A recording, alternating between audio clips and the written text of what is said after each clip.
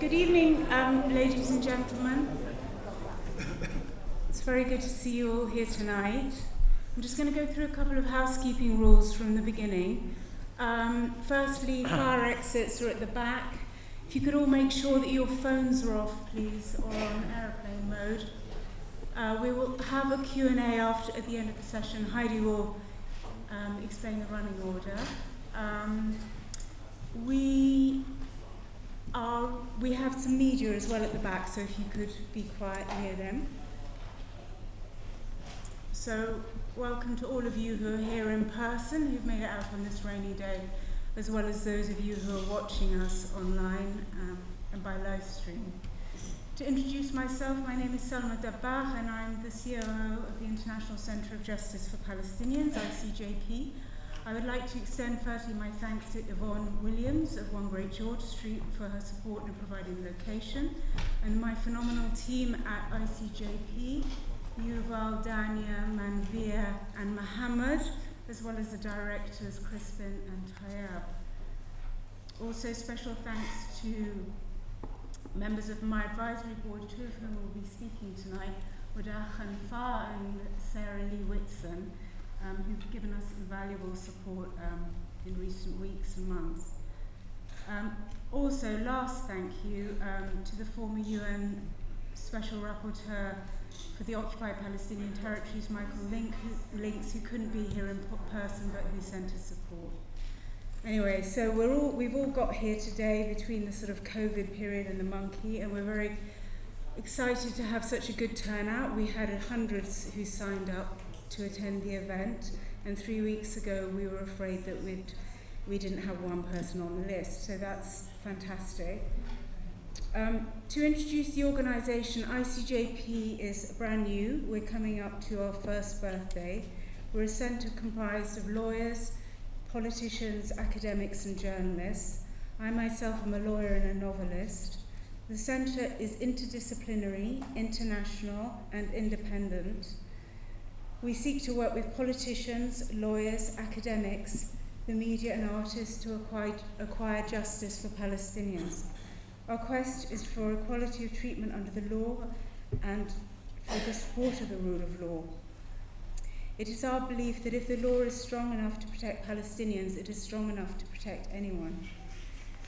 We are here today because the Israeli regime has in recent years been found to be committing the crime of apartheid. This is probably the first panel assembled like this, and these are the writers of those reports which came out over the last 2 years, one after the other. And Heidi will be giving them a proper introduction. The panel's purpose is to show and to emphasize, one of the purposes, is to emphasize that apartheid is a legal definition according to the Apartheid Convention and the Rome Statute. So the key writers will present their findings, but also more importantly address what the UK government should be doing to address this crime. So we're an international centre seeking justice for Palestinians. To some of you that might seem niche, to others it might seem too broad. Firstly, what does it mean to be a Palestinian? You will hear from some of the speakers some of the rights violations inflicted upon Palestinians for decades, a continuing process of dispossession carried out through discriminatory laws backed by violence, occupation and surveillance. But we are not just victims. We also have a history of achievement and resistance of which we are proud. I was recently given the honour by Ben Jamal of the Palestinian Solidarity Campaign to lead, with 9 other Palestinian women, a demonstration marking 74 years of the Nakba, or catastrophe, of 1948, when 2/3 of the population of the former British Mandate were expelled. I myself am the daughter of a Nakba survivor. My father left Palestine on a stretcher at the age of 10 in the back of a lorry, and he has never been able to return. He was hit by a grenade thrown on him and the children he was with in Jaffa.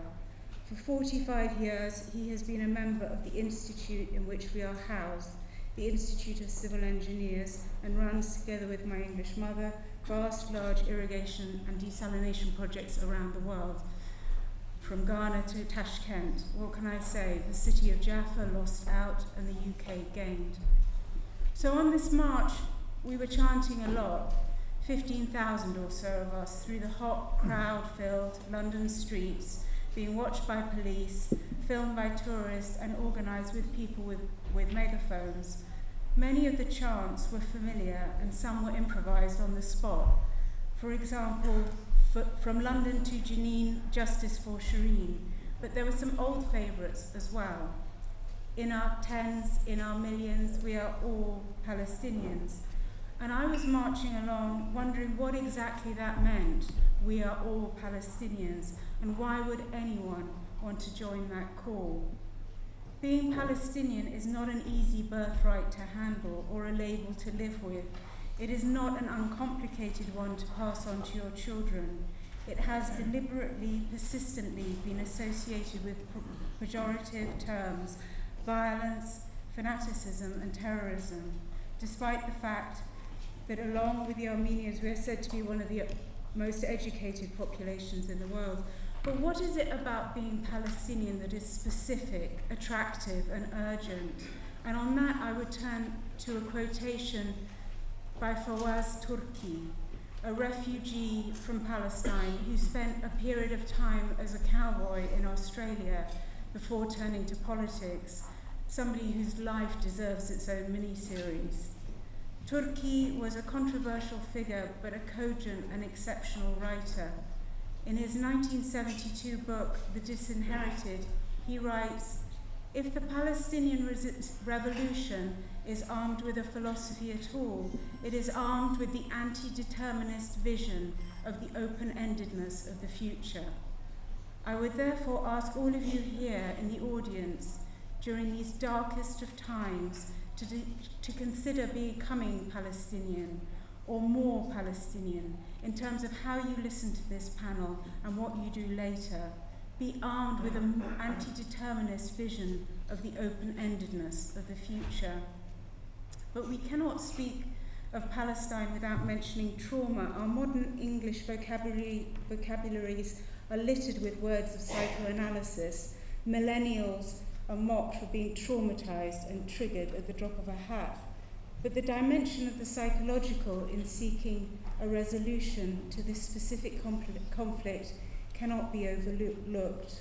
Minds need to be changed before laws can be reformed. What interests me, though, as a writer, when observing and recreating human behaviour, is not the nature of trauma itself, for we all have our scars, our war wounds, our demons, but how people or characters exercise agency to overcome their trauma. I once read that there are 3 responses to trauma: repression, reenactment, and rehabilitation. Israel-Palestine is a clear example of repression and reenactment of traumatizing behavior on a grand scale. As the French Jewish philosopher Simone Weil once famously put it, pain and suffering form a kind of currency passed from hand to hand until they reach someone who receives them and doesn't pass them on. The quest is to move away from reenactment and repression to rehabilitation. And on that note, I would like you to look again at our exceptional speakers, not only as experts in international law and human rights, but as individuals. These are people who have been harassed, suffered reputational damage, been isolated, had job offers blocked because of their desire to see equality, liberty, and justice for Palestinians. In the case of the American Omar Shakir of Human Rights Watch, he was deported from Israel for his work. Hagai from B'Tselem has been accused of being a traitor to his country, his religion, his people. To be socially shunned, harassed, and trolled is experienced across the board. Shawan Jabarin, the head of Al-Haq, has been personally targeted and subject to administrative detention based on secret evidence. He has been banned from travel for several years. He is the head of Al-Haq, and when it comes to Al-Haq itself, the oldest Palestinian human rights organization, they have had their offices ransacked, their workers harassed, attacked, and imprisoned. Multiple attempts have been made to close them down, cut their funding, and most recently, they have been designated, along with 5 others, as a terrorist organization by the Israeli government. The 5 others are Ad-Damir Prisoner Support and Human Rights Association, Bizan Center for Research and Development, Defense for Children International Palestine, the Union of Agricultural Work Committees, and the Union of Palestinian Women Committees. We at ICJP are proud to stand by the 6. Israel's designation enables it to close their organizations, seize their assets and their work, end their work, and change their leadership and charge their leadership and staff with terrorist offensives. We at ICJP support the UN support and others in the condemnation of this designation of civil society organisations by the Israeli government, and we call on the British government to join in this condemnation. I'm just going to pause for a second there and just say that there's one person who I was hoping who could be here tonight, but her visa wasn't extended, and I just want to mention her because we often in these discussions seem to be increasingly forgetting refugees. And she was someone, Fadia Lubban, who I had the pleasure of meeting recently, who lives in Burj al-Barajni refugee camp. A film has been made about her. Burj al-Barajni is a camp with 65,000 people living in 1 square kilometre. At the age of, in her 50s and 60s, she has taken to writing short stories, and the film Fadia's Tree is showing tomorrow at the BFI. But with her, you think about hope and the nature of hope, and I have 2 quotes here. One from Mahmoud Darwish, the Palestinian poet that we all know. Without hope, he says, we are nothing. And with that, the political writer and activist Emma Goldman concurs when she says, without dreams, we die. So I have been told that at Shireen Abu Akleh's funeral by people who were there, that Palestinians of all religions came together. Centuries-long schisms between the multiple churches in Jerusalem were set aside. The bells from the churches were joined by the call to prayer, possibly for the first time, with the mosques joining them. Rich and poor, refugee villager and city dweller, both religions or none, walked together in the funeral march. The men who held up her coffin, whose legs were kicked from under them by Israeli forces, came from different factions and backgrounds, yet they did not let go. We are capable of unity. We are here to seek rehabilitation as an end goal, not reenactment. We are here as we will not tolerate the ongoing, unceasing repression.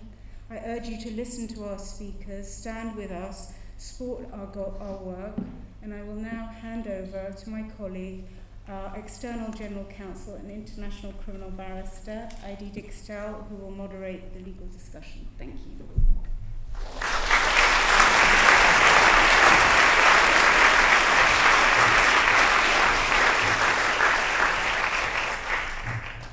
Thank you, Salman.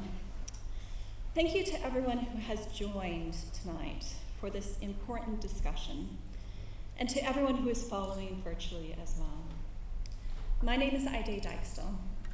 I'm a barrister at 33 Bedford Row Chambers here in London, and I practice international criminal law and international human rights law.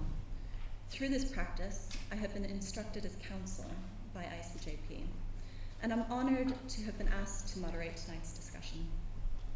I want to start by saying a word about ICJP, as it's approaching its first anniversary of its founding next week. Over the past year, ICJP has engaged in a number of projects to address the rights of Palestinians through mechanisms in the UK, before the UN, the ICC, the African Union, just to name a few. It has done this while working to coordinate with and listen to organizations working in the same space. ICJP has hit the ground running. To this, I note the extraordinary dedication of its directors, Tayeb Ali and Crispin Blunt MP, and Chief Operating Officer Salma Dabah, as well as ICJP's hardworking staff. I also note the guidance and support of all of its members of the advisory board.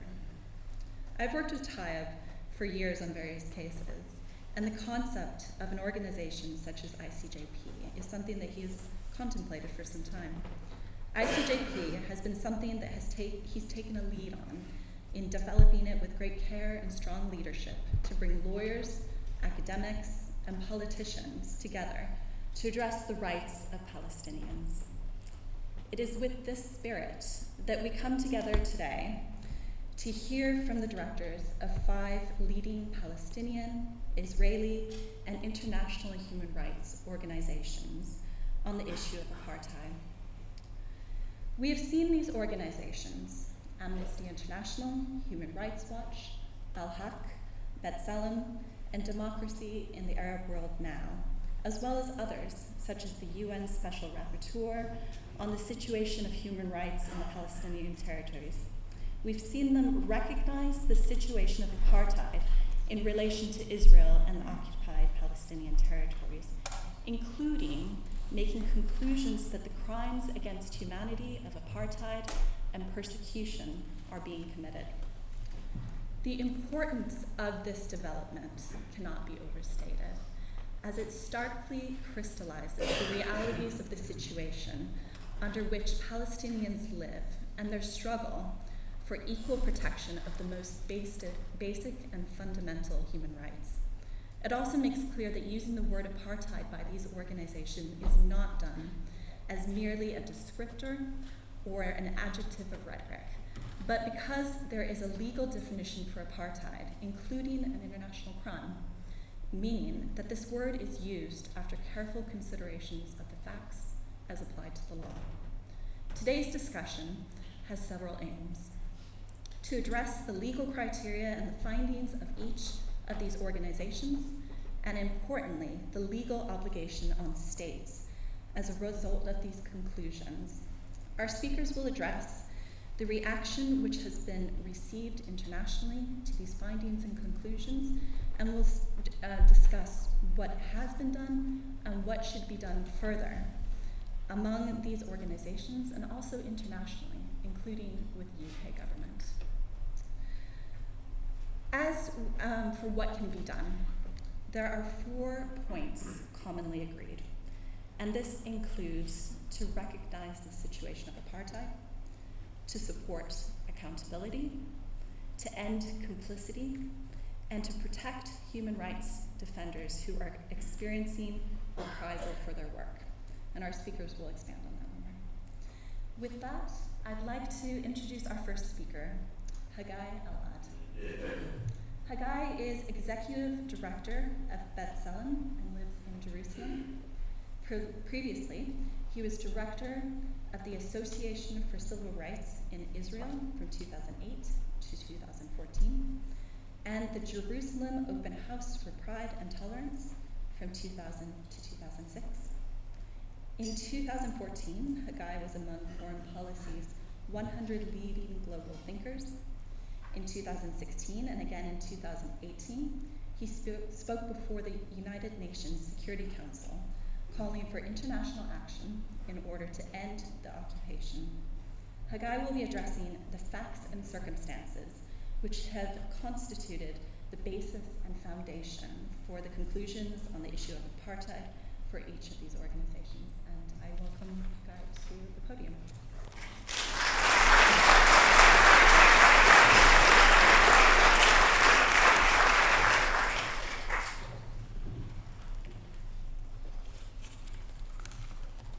So before anything else, I wanted to thank the organizers, and thank you for that kind introduction, and to recognize my esteemed colleagues, and to thank all of you for taking the time to be here this evening.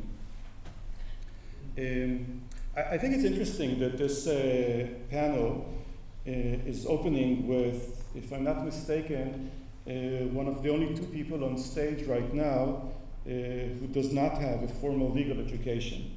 I'm one of them. I'll let you guess who the other person is. But perhaps this is not just such a coincidence. Recognizing apartheid is not complicated. It is a lived experience. And human rights are not for experts. They are for humans.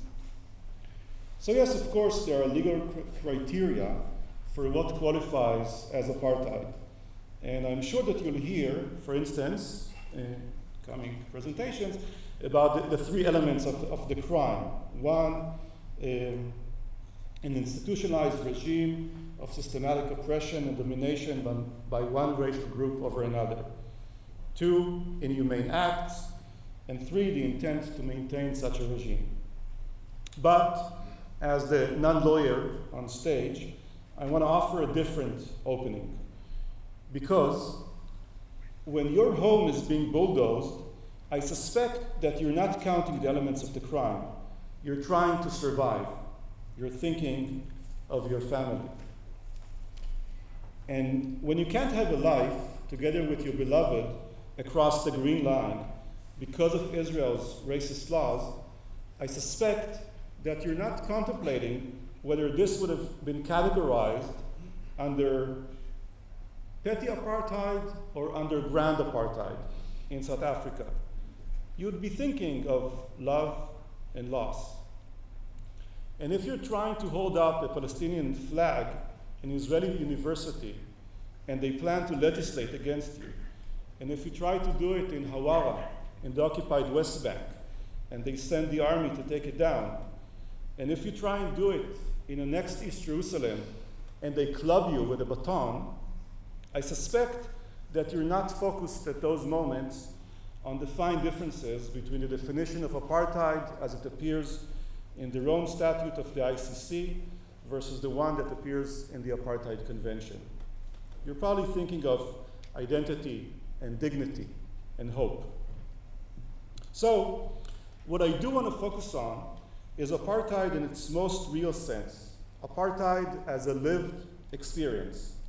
Palestinians have been living through it and saying that for decades, and over the last year and a half, an unprecedented consensus has emerged in the human rights community.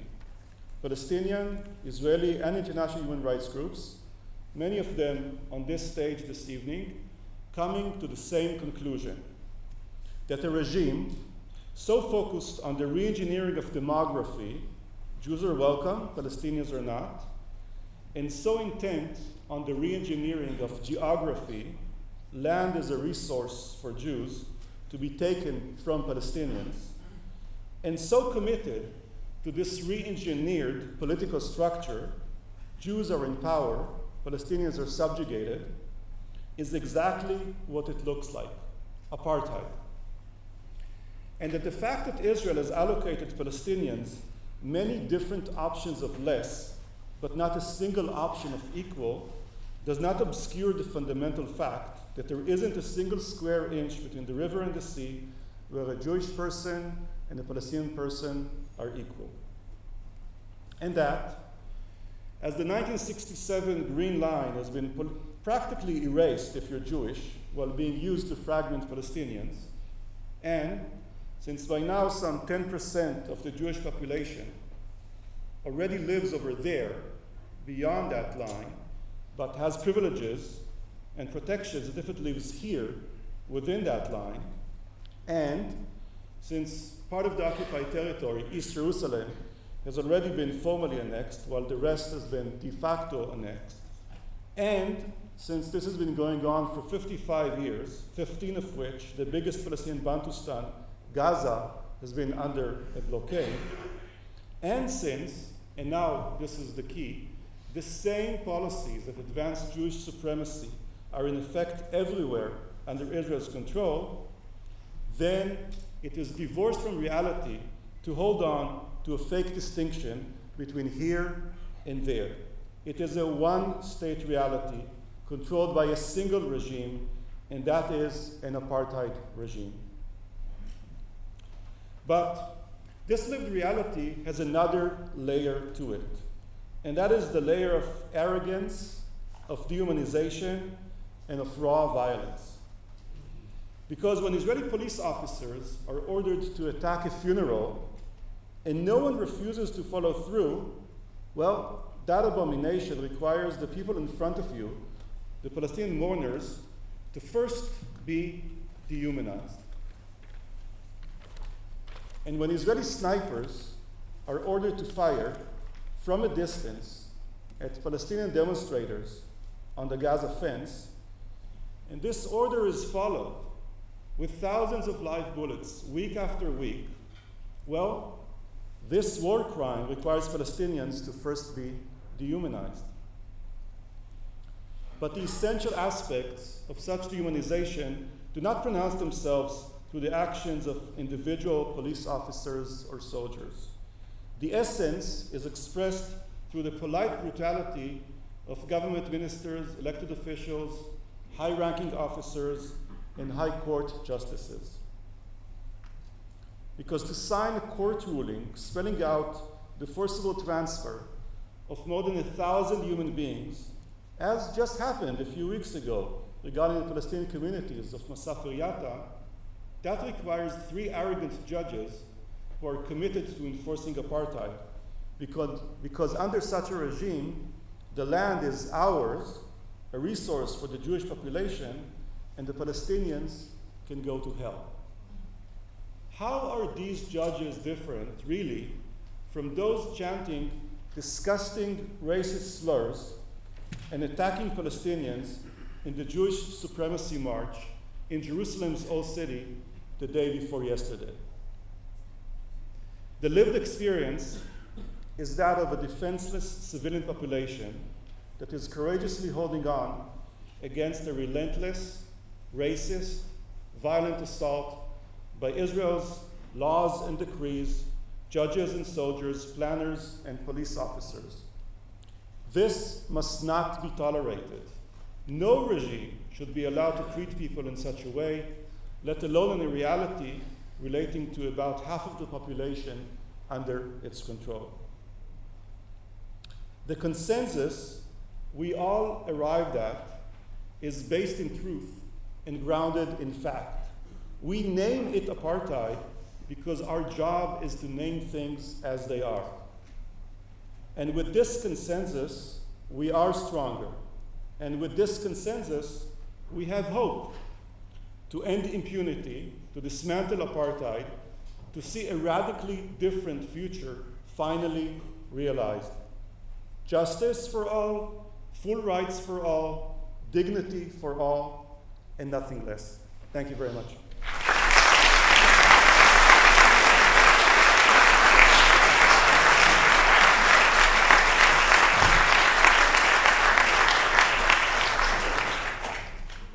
Thank you very much, Hagai, for those remarks. Our next speaker is Solomon Sacco. Solomon is Acting Director of Law and Policy and head of the International Justice Team at Amnesty International, where he works on international justice and especially advocates for remedies for victims of crimes under international law. He leads Amnesty International's legal work on accountability for crimes committed in the conflict between Nigerian forces and Boko Haram, and was a legal drafter of the organization's report on apartheid in Israel and Palestine. He has held this position for the last 9 years, before which he worked in the international human rights litigation firm Interrights, and for the Human Trust of Southern Africa. He has a particular interest in equality and economic and social rights. He holds a law degree from the University of Zimbabwe and postgraduate degrees from the Universities of Pretoria and Oxford. Solomon will be addressing the international legal requirements for apartheid and also what is required of states in light of the reports and conclusions on apartheid. So welcome, Solomon, to the podium.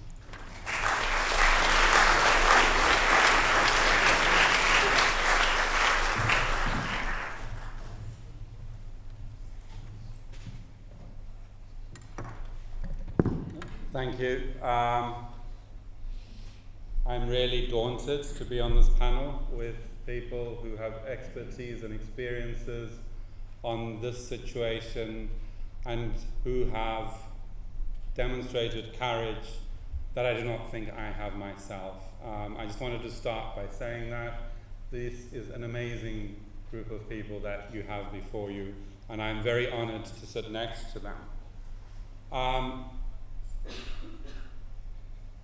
I was born in South Africa. I grew up in Zimbabwe as apartheid crumbled in South Africa. My parents were active in that struggle, and as I grew up, I saw the images of apartheid South African police attacking funerals. I saw them shoot journalists. I saw them shoot children. We do not compare the situation in South Africa to the situation in Israel and Palestine. But sometimes we are at points where we cannot ignore the similarities. And it is those very similarities that brought belatedly, very belatedly, the international human rights movement to consider the structural discrimination in Israel and Palestine and ask ourselves, does this amount to the crime against humanity of apartheid and the serious human rights violation of apartheid? And unfortunately, I am a lawyer, so when I'm asked that question, I have to apply the law. And it took us a while.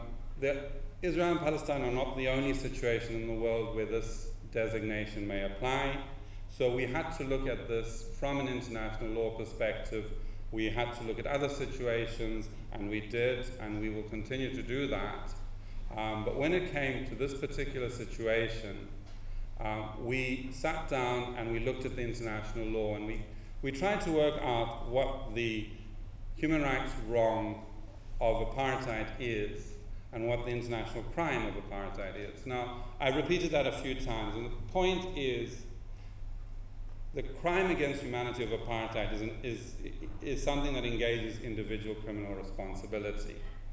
But Israel as a state is responsible for establishing and perpetrating a system of oppression and domination of one racial group by another, the oppression of the Palestinian people. So it is really important when we think about apartheid to think about the state responsibility, the responsibility of Israel to dismantle that system, to ensure justice and equality in all areas under their control. So I was asked with a lot of other lawyers inside and outside Amnesty to consider what the violation of international law that we call apartheid is. Now, there is a lot of condemnation of apartheid. So going back to the Convention on the Elimination of Racial Discrimination, you have the prohibition of apartheid and segregation. That is not defined, so that doesn't help us beyond a consensus that because of the wide ratification of this convention, there is general consensus that apartheid and segregation violates international law.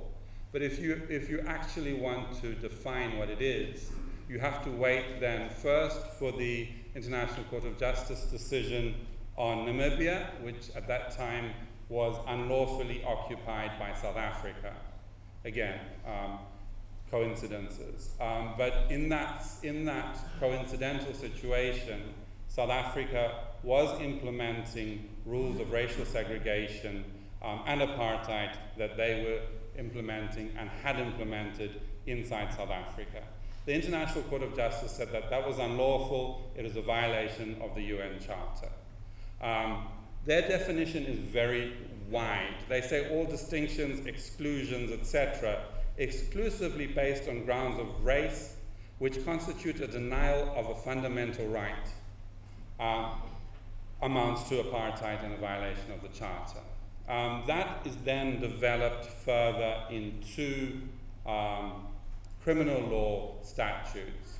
So first of all, we have the Apartheid Convention in the mid-70s, which talks about inhuman acts committed for the purposes of establishing and maintaining domination. And then much later, you have the Rome Statute, which is what Hagai referred to, and he talked about inhuman acts, institutional regime of systematic oppression and domination, and the intent to maintain that system. So in our analysis from Amnesty International, and I think, again, we stand on the shoulders of giants, because Palestinian NGOs, Human Rights Watch, Professor Dugard, many South African politicians and great people from South Africa have used the term to define the situation in Israel and Palestine. So building on all of that work, we then looked at the question of whether or not there is a system of oppression and domination by Israel against Palestinians. And that is the legal question that we had to answer. Agree with us or disagree with us, read our report. It is shocking. My mind still recoils at some of the crimes, the violence that we described there. And it's not getting any better.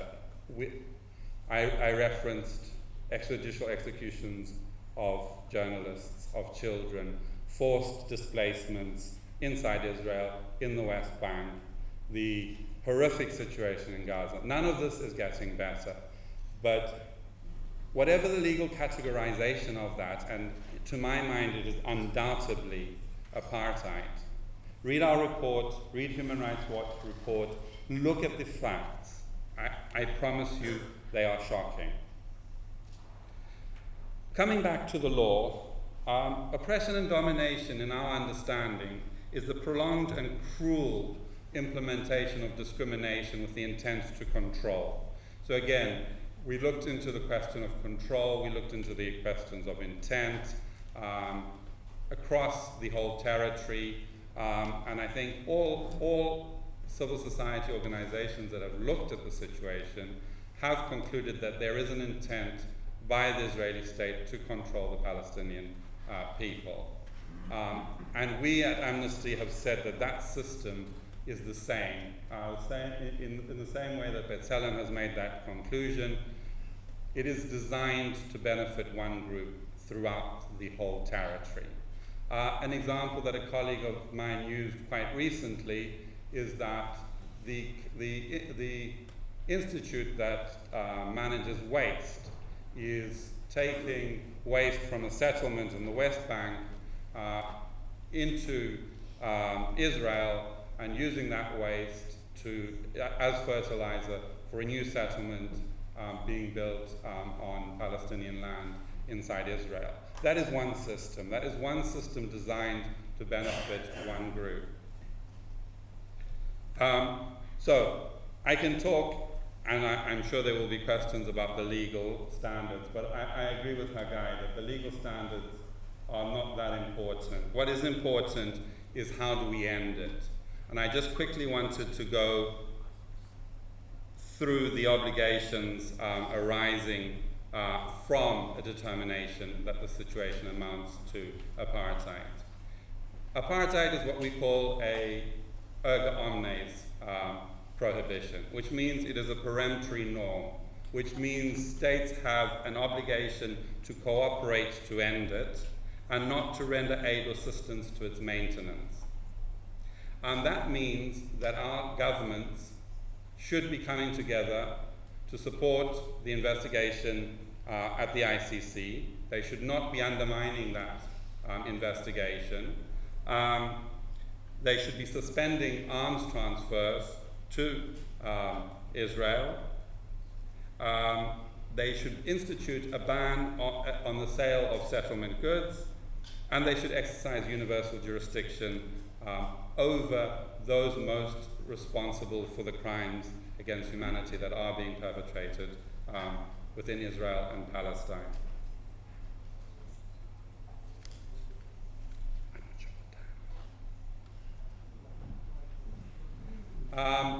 So I have 1 minute. My last thought really on this is if our governments wanted this to end, it would not be that difficult. When they finally wanted apartheid in South Africa to end, it was not that difficult. But this is not going to be soon. and we must push incrementally, perhaps.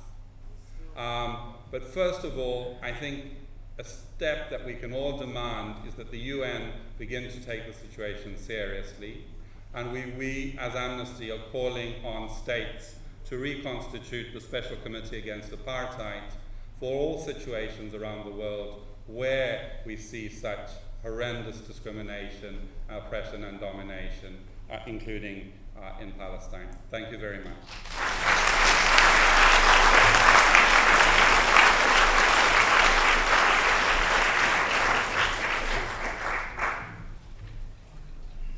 Thank you, Solomon. Our next speaker is Sarah Lee Whitson. Sarah Lee is the Executive Director of DAWN. Previously, she served as Executive Director of Human Rights Watch's Middle East and North Africa Division from 2004 until 2020, overseeing the work of the divisions of 19 countries and with a staff located in 10 countries. Sarah Lee has led dozens of advocacy and investigative missions throughout the region, focusing on issues of armed conflict, accountability, legal reform, migrant workers, and human rights.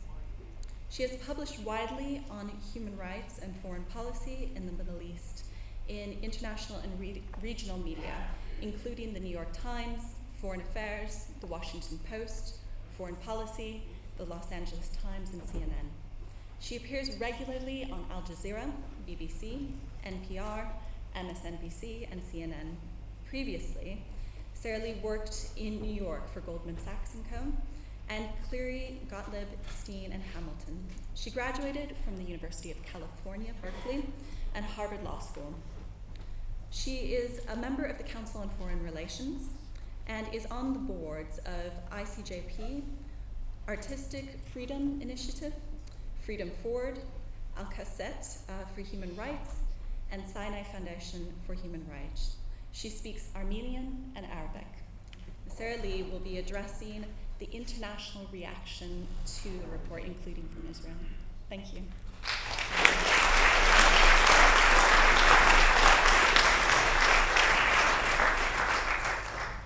I can get this to fit here. Great to see so many familiar faces, so many friends here today. And the topic I'm going to talk about is shifting a little bit back to here in the UK and the US. As we've heard today, there's a growing consensus by human rights organizations and the broader public that Israel is committing the crimes of apartheid and persecution. This recognition takes place in the context of declining public support for Israel, particularly in the United States, as the public has access to unfiltered coverage of relentless Israeli abuses.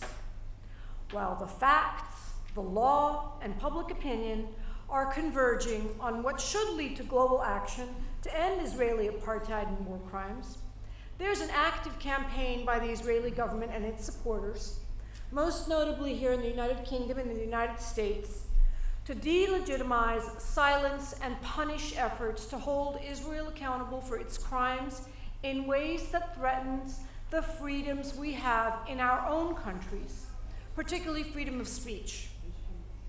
Israel is now exporting its authoritarian tactics of oppression to our own countries, seeking to punish those who speak critically about Israel and seek to hold it accountable.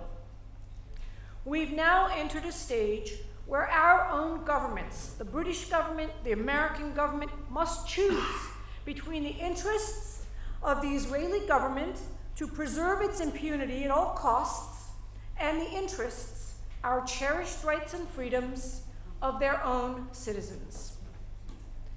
Since the growing determinations by leading international Palestinian and Israeli organizations that Israel is committing the crimes of apartheid, dozens of countries have formalized their positions about Israeli apartheid. The 54 countries of the African group, the 22 countries of the Arab group, and the 57 countries of the Organization of Islamic Cooperation, noting there's some overlap among them, as well as Venezuela. At the March UN Human Rights Council session, they all referenced Israel's apartheid, with the African group demanding that Israel dismantle and ban the Israeli system of colonialism and apartheid as required by international law. We've also seen repeated references made by the African Union and Luxembourg and France's foreign ministers, as well as former Secretary of State John Kerry, and nearly every former Israeli prime minister referencing an apartheid reality under Israeli rule. Even Israel's staunchest supporters in the US and the UK have been tepid in their defense of the apartheid designation. It's not our assessment, said the State Department. We're waiting for a court ruling. The growing apartheid conclusion has emerged in the context of a significant shift in both public and elite foreign policy opinion in their understanding of the situation on the ground.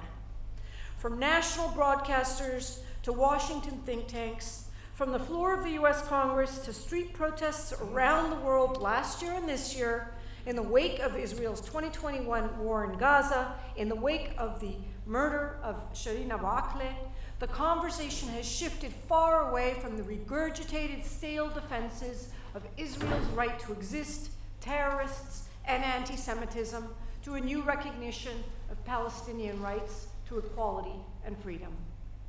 Even staid American think tanks have shifted their analysis, abandoning the mythical infinite placeholders of a two-state solution and a peace process relied on by Israel, the UK, and the US to justify the status quo of support for endless military occupation. The Carnegie Endowment for International Peace, where several senior Biden officials hail from, now recommends a new policy framework that centers equal rights and freedom for Palestinians and Israelis living under Israel's authority in a one-state reality. On the face of it, the growing call for equality, non-discrimination, and human rights should be uncontroversial as their basic global values. Who can oppose equal rights? But such a call is tantamount to an intellectual earthquake in the context of Israel, which is legally and politically predicated on Jewish ethno-national supremacy and Palestinian expulsion. A call for equal rights and all that entails: equal voting rights, equal political participation, equal national rights for Jews and Christians and Muslim Palestinians alike. The shift to a focus on equality for Palestinians has even seeped into US government statements, such as Secretary of State Blinken's now repeated pronouncement that Israelis and Palestinians should enjoy equal measures of freedom, security, prosperity, and democracy. The most important reason for this shift has been the ability of Palestinians to document, report, and explain their daily lives under subjugation and military occupation to a broader global audience. They have leapfrogged using social media over traditional media gatekeepers that would otherwise routinely depict them as a singular terrorist entity. The increased diversification of the foreign policy establishment within the British and American governments, think tanks, academia, and journalism to at last include not just people of color generally, but Muslims and Arabs in particular, has been another factor in this evolution. The Israeli government and its defenders here in the United Kingdom, but especially in the US, have fallen back on their regular playbook to deflect from the ugly reality with a strategy that amounts primarily to shooting the messenger by smearing them as anti-Semites in order to intimidate and silence them. That's why the Israeli government has spent and will continue to spend hundreds of millions of dollars over the past decade to defeat speech critical of Israel here in the UK and the US and around the world. Labeling Human Rights Watch and Amnesty International as biased and anti-Semitic has been the tried and tested knee-jerk approach. Labeling Al-Haq as terrorist has been another old goodie. A joint statement by the American groups that claim to be pro-Israel, including AIPAC, accused Amnesty of seeking to demonize and delegitimize the Jewish and democratic state of Israel. But what's new and different is that this silencing strategy is now relying on vastly expanded legal tools to silence speech, tools that pretty clearly can and will be used to punish speech like ours, here, now, talking about Israeli apartheid and advocating for action. This includes the anti-boycott, divestment, and sanction laws in at least 30 American states, as well as emerging efforts in the UK that seek to punish those in our countries who advocate for accountability for Israel. In the UK, to date, the legislation is limited to a ban on public service pensions from divesting in companies if their decisions are not in line with government foreign policy. But it's hard to see how divestment to protest settlements, which the UK has condemned as illegal, would be contrary to UK policy. Note that Special Rapporteur Link has called on UK local pension funds to divest their $4.4 billion in investments in Israeli companies that contribute to abusive Palestinians. Unfortunately for the Israeli government, which has worked lockstep with pro-Israel groups to pass these laws, in many cases secretly funding them, the anti-BDS laws have faced freedom of speech challenges in appellate courts that have struck down enforcement of these laws. In Germany and France as well, efforts to pass anti-BDS laws have faced successful free speech challenges in court. That's why Israel's strategy will increasingly focus on expanding official adoption of the International Holocaust Remembrance Alliance's definition of anti-Semitism, and then to push for its enforcement of the law on the same basis as hate crimes. The definition's examples of anti-Semitic speech would include a legal conclusion that Israel is committing the crime of apartheid. Example 11 from the definition cites as anti-Semitic speech denying the Jewish people their right to self-determination, by example, by claiming that the existence of a state of Israel is a racist endeavor. So, if one argues that Israeli government policies since the state's inception to carry out the crime of apartheid are a racist endeavor, we can expect efforts to enforce the IHRA definition against the speaker as anti-Semitic. But the UK government formally adopted this working definition of anti-Semitism, but did not include the definition's annexes, which include these problematic examples. The Conservative and Labour parties, however, have adopted the examples, including example 11, in toto. We can expect that there will be expanded efforts to widen adoption and push for enforcement in local legislatures and civil society organizations. The definition has been adopted by some British universities and local councils and applied or threatened as a ban on public meetings. So, Israeli Apartheid Week at various universities, and a proposal to refuse the BDS a meeting place by Barnet Council Hall. It's also readily been used to launch formal investigations of professors at several universities deemed to be too critical of Israel's policies. It will be used to sanction and fire those deemed to breach the definition, and it will be used to cut off funding of institutions that are deemed to breach the definition. The Trump administration tried, as its term ended, to issue a resolution condemning Human Rights Watch, Amnesty International, and Oxfam, among others, as anti-Semitic organizations, and urging other governments not to support them, but ran out of time to pursue the effort. Increasingly, we're seeing local governments also curtail pro-Palestine speech by banning protests, for example, in the wake of the murder of Shireen Abu Akleh in Berlin. Corporate social media and communication companies like Meta, Facebook, Instagram, Twitter, and Zoom have jumped aboard, banning posts or even entire accounts that shared posts promoting Palestinian rights as anti-Semitic. The chilling effect is quite clear. Even if courts reject enforcement as an infringement on speech, the aim is to impose costs and notoriety via investigations and lawsuits. So yes, this is about the crime of apartheid by Israel, but it's also about our governments here in the UK and the United States and across Europe failing to protect our rights, our free speech, by supporting the Israeli government promoted anti-BDS and anti-Semitism rules in our own countries. And the Israel copycats are flourishing, seeking to mimic these tactics with over 100 new laws that sanction other kinds of political speech, like advocacy on climate change, fossil fuels, or gun control by their respective lobbying and corporate groups, labeled as, I kid you not, anti-firearms discrimination, or boycotts of oil and gas companies, or even writ large against requirements for environmental, social, and governance disclosure policies.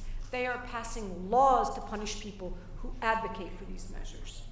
This is what exporting authoritarianism looks like, not satisfied with its own anti-BDS laws in Israel, and now considering laws to sanction speech that describes Israel as an apartheid state. Israel is now pushing laws and rules to sanction free speech in Western democracies and contributing to the deterioration of our freedoms across a range of topics of tremendous importance to our citizenry. If it's not enough for us to care about what's happening to Palestinians under apartheid, I hope we will at least care about our own rights and freedoms here. Thank you.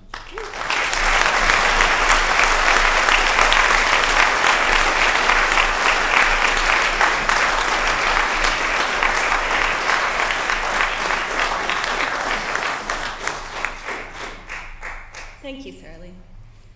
Our next speaker is Omar Shakir. Omar serves as the Israel and Palestine Director at Human Rights Watch, where he investigates human rights abuses in Israel, the West Bank, and Gaza, and has authored the major reports, including the 2021 report comprehensively documenting how Israeli authorities are committing the crimes against humanity of apartheid and persecution against millions of Palestinians. As a result of his advocacy, the Israeli government deported Omar in November 2019. Prior to his current role, he was a Bertha Fellow at the Center for Constitutional Rights, where he focused on US counterterrorism policies, including the legal representation of Guantanamo detainees. As the 2013-2014 Arthur R. and Barbara D. Feinberg Fellow at Human Rights Watch, he investigated human rights violations in Egypt, including the Rabaa massacre, one of the largest killings against protesters in a single day.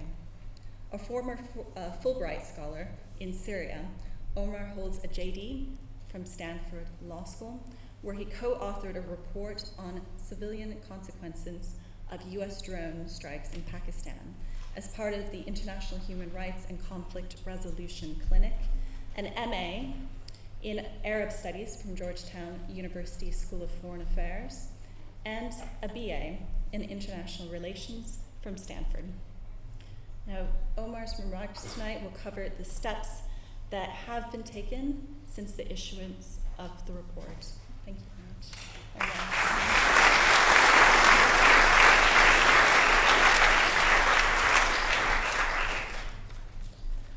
Thank you very much to the International Center for Justice for Palestinians.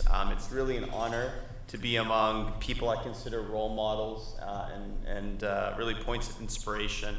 And thank you all for braving the weather and braving through hearing all of our remarks. As this session today attests to, apartheid has become a matter of consensus in the global human rights movement and increasingly beyond it. Now let's be clear. Palestinians have for years, if not decades, been describing their lived reality as one of apartheid, but not enough of us in the international community listened. But in recent months, we've seen Israeli and international human rights groups independently, using different methodologies, different case studies, reach the determination that Israeli authorities are committing the crime against humanity of apartheid against millions of Palestinians. Now, I will not, in my brief remarks, be going over the findings of the Human Rights Watch report, because you've heard my colleagues lay out in great detail what led us, like many of our partners, to reach this determination. But what I want to emphasize in my remarks today is the reports are only the starting point. We face an incredibly unique moment, one I think that's unprecedented in the history of Israel and Palestine, in which human rights groups across Israeli, Palestinian, and global civil societies who come with different backgrounds, different perspectives, have virtually the same clear-eyed assessment of what the reality on the ground is. Those people embody the expertise of dozens of organizations. And they also share the same determination to dismantle Israel's apartheid. So how do we get there? What's the road that we're on? Step one is to recognize reality for what it is, to recognize Israel's apartheid.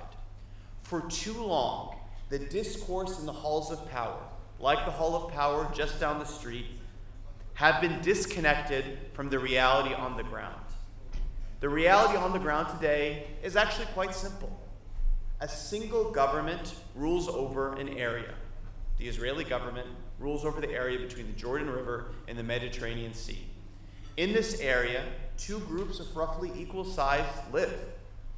And that government's policy has methodically been to privilege members of one group while systematically repressing members of the other group at varying degrees of intensity. Now, that simple 3-sentence description of the reality on the ground is not something you hear about when you hear discussions about Israel-Palestine in places like the UK. But the first step to solving any problem is to diagnose it correctly. The wrong analysis leads to the wrong conclusion. So let's be clear today. A 55-year occupation is not temporary. Denying millions of Palestinians their fundamental rights solely because they're Palestinian and not Jewish is not simply a matter of an abusive occupation. Ruling over millions of people denied their political and civil rights solely because of who they are is not democracy. A matter of structural violence and structural oppression is not a conflict between two warring narratives or sides. A single system designed to privilege one people at the expense of another is not a case of a democracy alongside an occupation. Apartheid is not a hypothetical or future scenario. In fact, it may not have even been when Yitzhak Rabin in 1974 warned of apartheid, or when U.S. President Jimmy Carter warned of apartheid in 2006, or when U.S. Secretary of State John Kerry warned of apartheid in 2014, or when UK political leader, now Prime Minister Boris Johnson in 2017 warned of the prospect of apartheid. Apartheid is the present-day reality for millions of Palestinians. As Sarah Lee noted in her remarks, this consensus is growing. We're hearing more and more voices recognize reality for what it is. Call a spade a spade. It's not just civil society groups. We're seeing legal scholars, including the Harvard Law School International Human Rights Clinic, Lawrence Tribe, the professor, commentators from prominent media outlets like MSNBC. We're seeing voices in Israel, including former Israeli ambassadors to South Africa, the former Attorney General and Deputy Attorney General of Israel, current members of the Knesset, including an MK, a member of the Knesset in the ruling government, in the ruling coalition.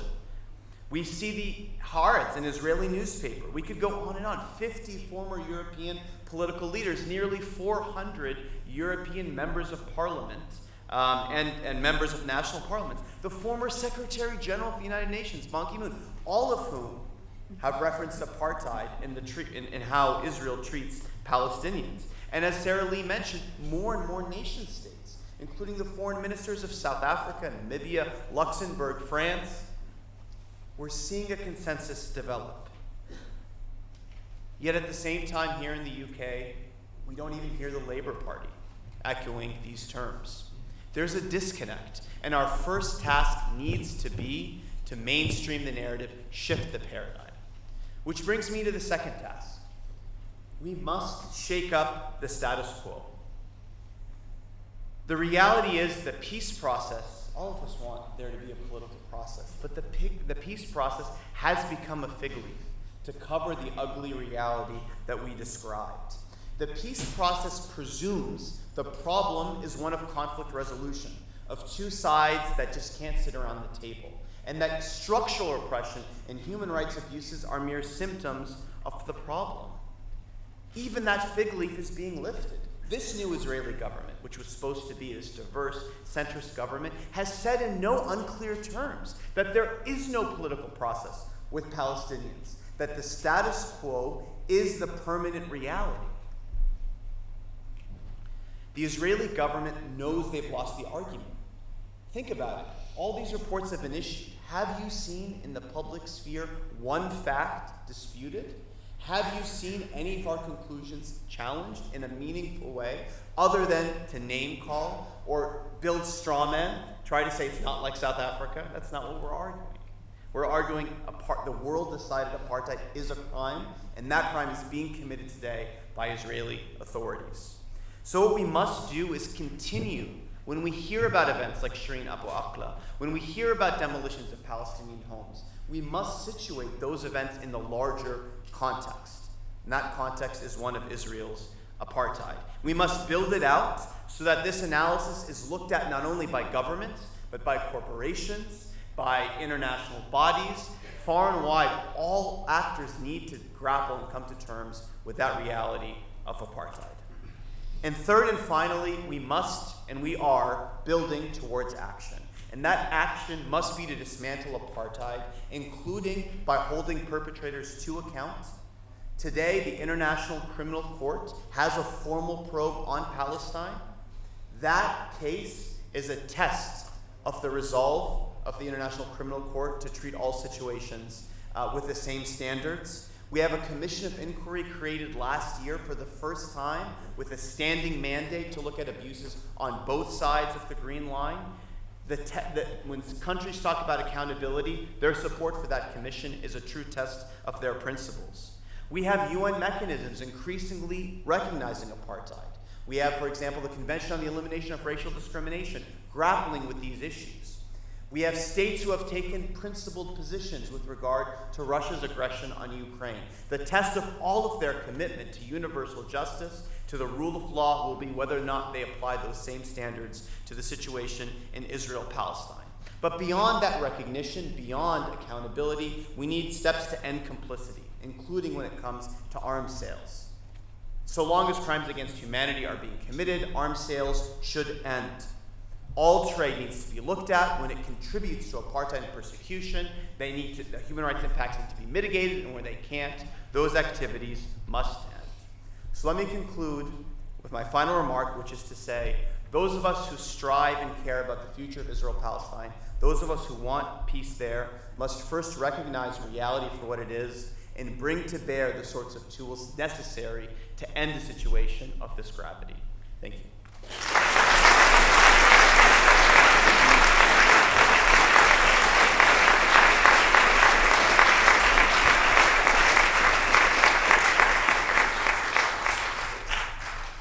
Thank you, Omar. Our last panelist for this evening on the issue of apartheid is Shawan Jabarin. Shawan is the Palestinian national and a father of 4 children. Since 2006, Shawan has been General Director of Al-Haq, the first human rights organization in the Arab region. In his current position, he is coordinating Palestine's case with the Office of the Prosecutor of the International Criminal Court. Shawan is a recipient of the Reebok Human Rights Award for his defense of human rights. According to Amnesty International, he was the first Palestinian prisoner of conscience.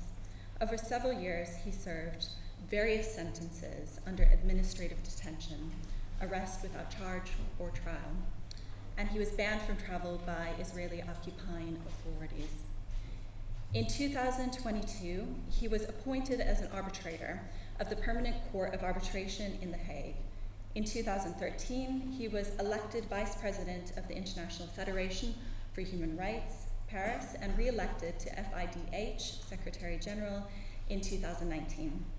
In 2013, he was elected Commissioner for the International Commission of Jurists in Geneva and re-elected as a member of the ICJ Executive Committee in 2018. Shawan has received a BA in Sociology from Bizet University and an LLM in International Human Rights Law from National University of Ireland in Galway. He has served as a part-time lecturer at Bizet University. He has headed various fact-finding missions on behalf of FIDH and ICJ, and has conducted human rights training programs, including training Iraqi human rights actors and academics in Jordan in collaboration with the International Human Rights Network. Now, Shawan will be addressing how the UK government can respond and what steps they can take in light of these reports. Thank you.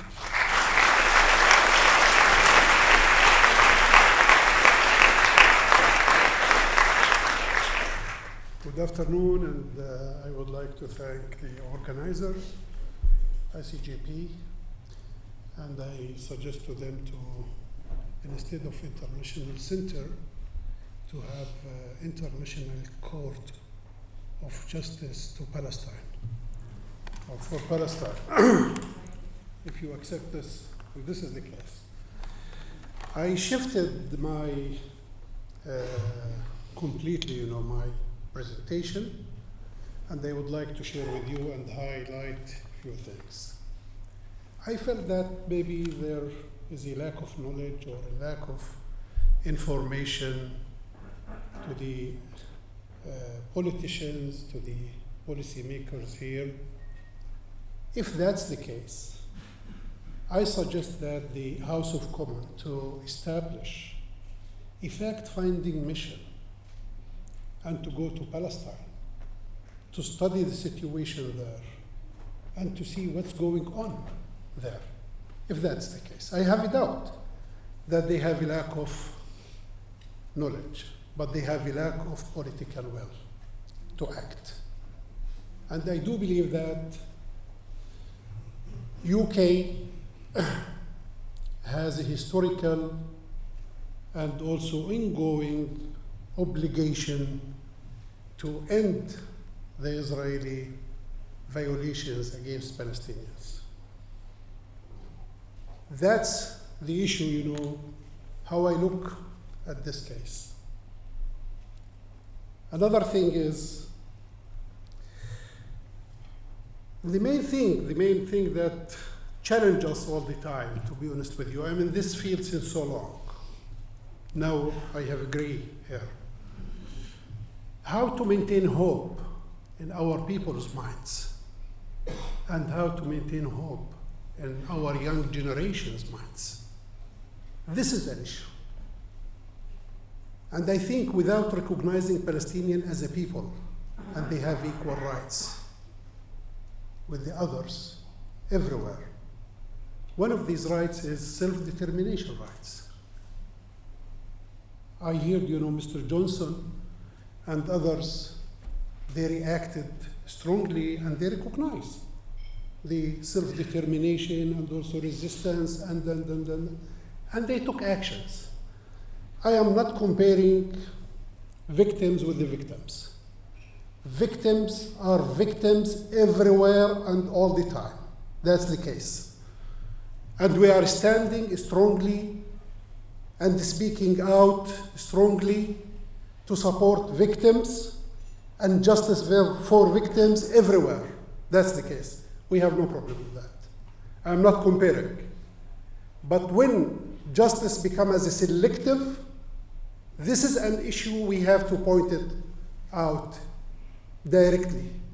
And what's going on these days, there is a selective in implementing international law and respecting international law and fighting for justice. It doesn't serve, I think, the humanity mainly first, and it doesn't also help to maintain rule of law, globally speaking, and I think strategically speaking, this is a threat. And each one has to be concerned about what's going on. We are with all actions were taken lately against, invasion, against occupation, against attacking, in support of victims of Ukraine. We are with that. Would they implement 10% of what they did and what they acted? They asked me, my colleagues, to speak about, what UK can do. They can do a lot. Just 10% of what they are doing these days. That's it. And I think it's enough for us. It's enough to support the ICC to continue and to show their cooperation with the ICC. And this is part of their obligation under the statute of the International Criminal Court. I saw, when I was at the airport, I came at the airport, I saw an announcement. I think it's a great announcement, to be honest with you. I would like to read it just to you, and it's enough for Palestinians, this one. It's in Ukrainian language, and it's also in English language. Metropolitan Police, that's travelers who have been in Ukraine. If you have been in Ukraine and may have witnessed or been a victim of any possible war crimes or crimes against humanity, then you can report this to UK police.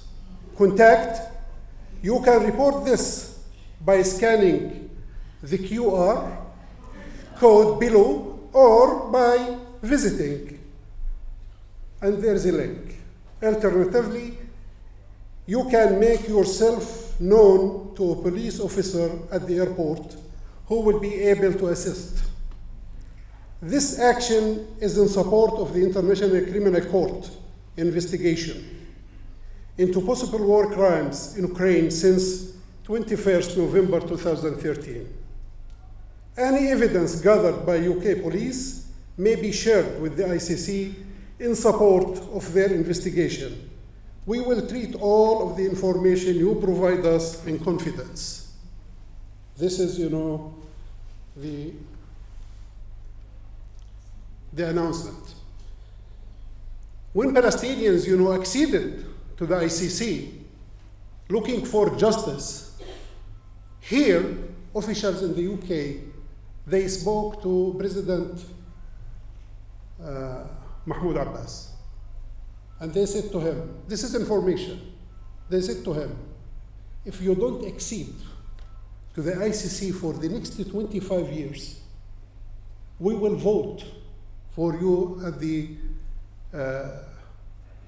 General Assembly of the United Nations. Don't accede to the ICC. This is their obligation under the ICC statute. They are a state party, and they have to encourage other states, to accede and to ratify the statute. This is what they did. This is what I ask them to do, is just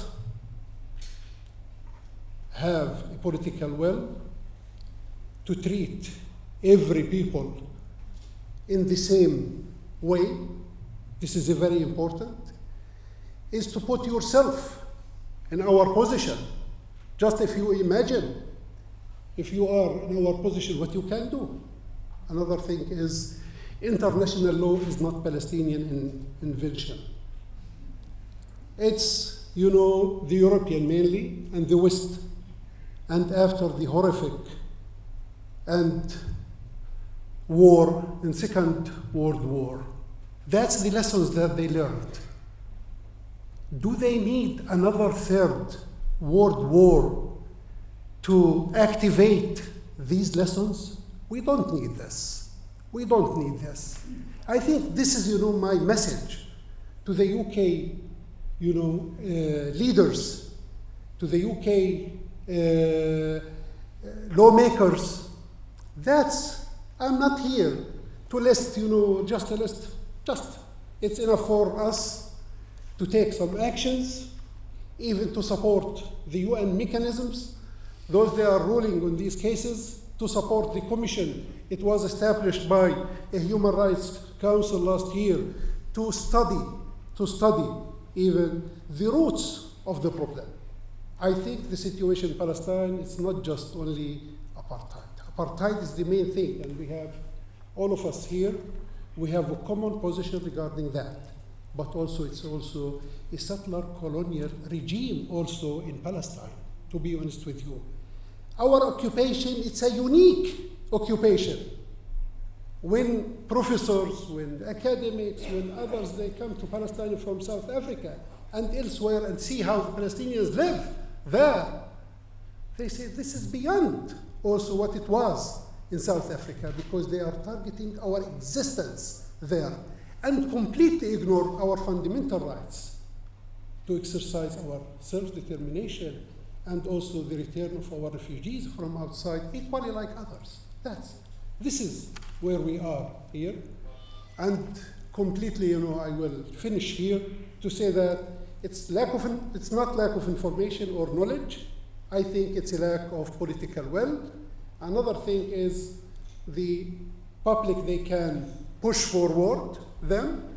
This is a very important point. All of you can make a difference, I think, and you can stand strongly behind the case, stand strongly behind, the calls and the arguments and the actions we call for. This is a very important thing, and thank you.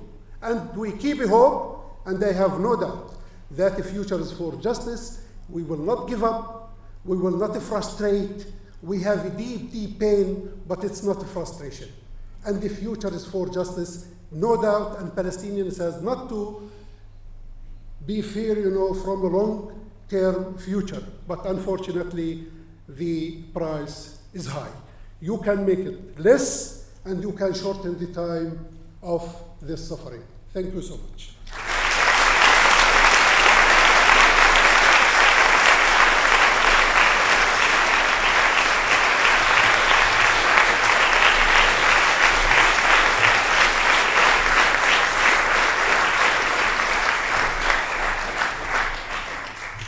As I mentioned before, this concludes the speakers on our panel about the findings on the situation of apartheid.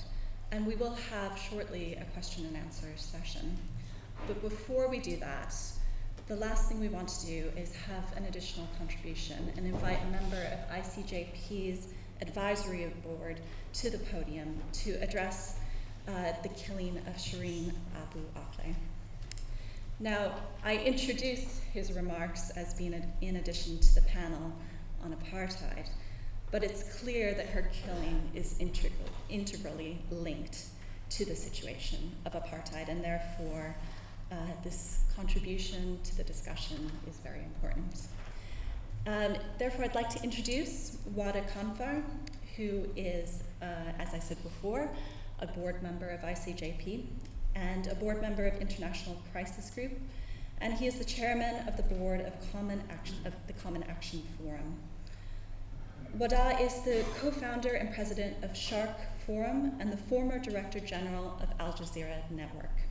He began his career at Al Jazeera in 1997, covering some of the world's key political zones, including South Africa, Afghanistan, and Iraq. He was appointed the chief of the Baghdad Bureau and later as the network's managing director. In 2006, he became Al Jazeera's director general. During his 8-year tenure at the helm, the network transformed from a single channel into a media network, including Al Jazeera Arabic, Al Jazeera English, Al Jazeera Documentary, and Al Jazeera Center for Studies. Wadah resigned from the network in September 2011 and and since that time he's been named as one of Foreign Policy's top 100 global thinkers of 2011, as well as one of Fast Company's most creative people in business of the year. He has a diverse academic background with postgraduate studies in philosophy, African studies, and international politics. And I'd like to welcome him to the podium. Thank you.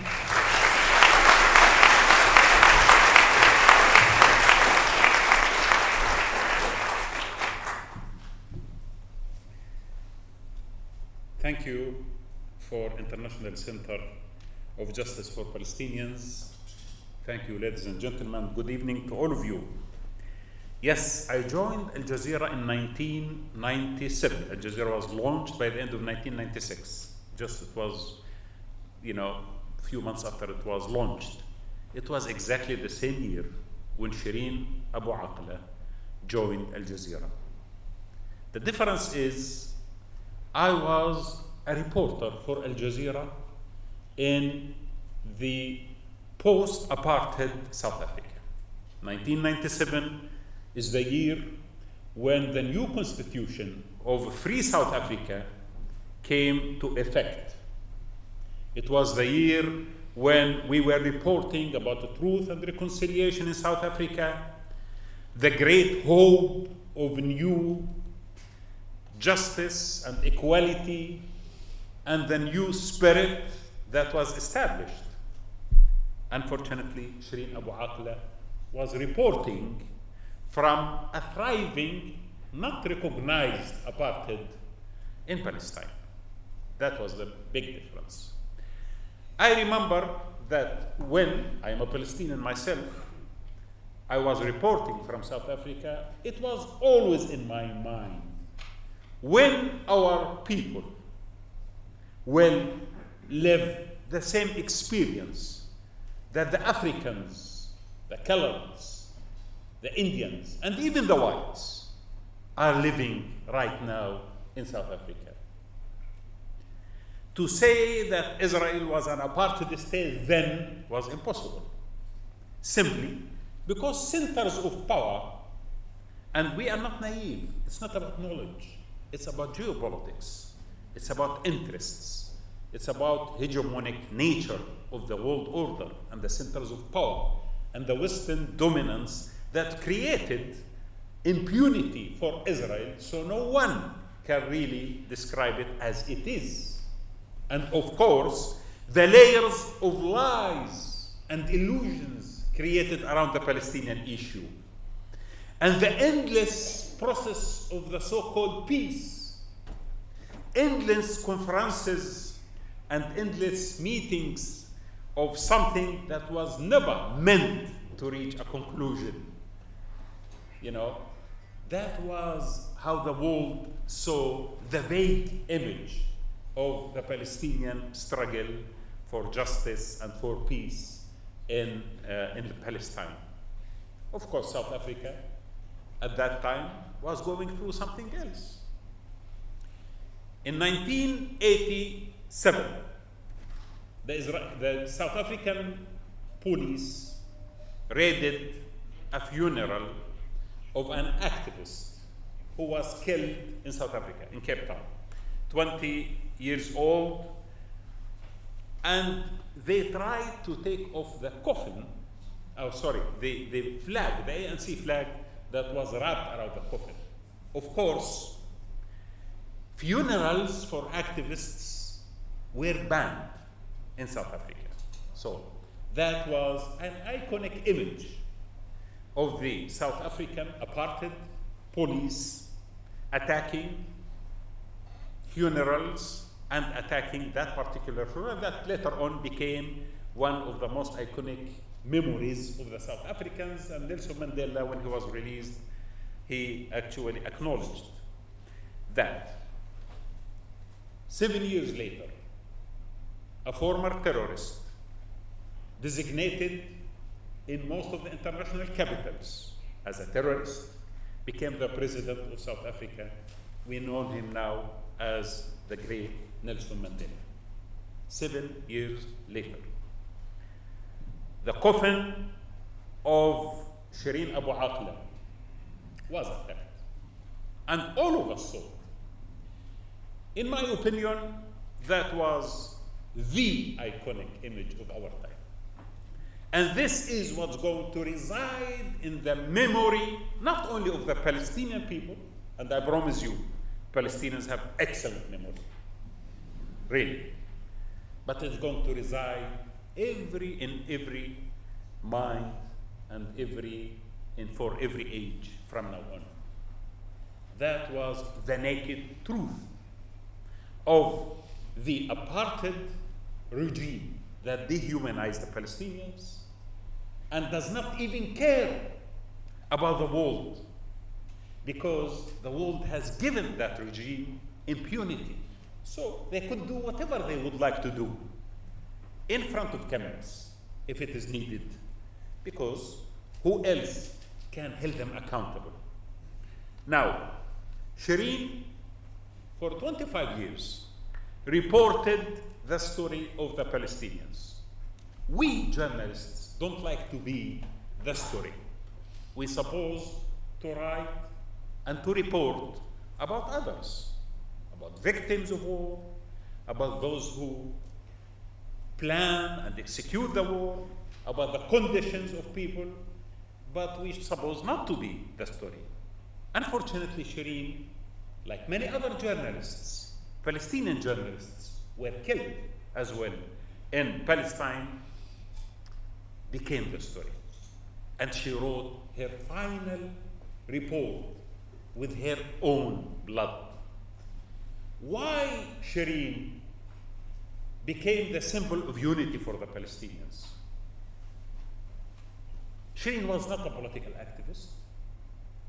She was not that emotional reporter that who is trying to create emotional and try to introduce to the public something beyond professional standards. She was actually the most professional one I have ever worked with. She was very professional. But there was something important.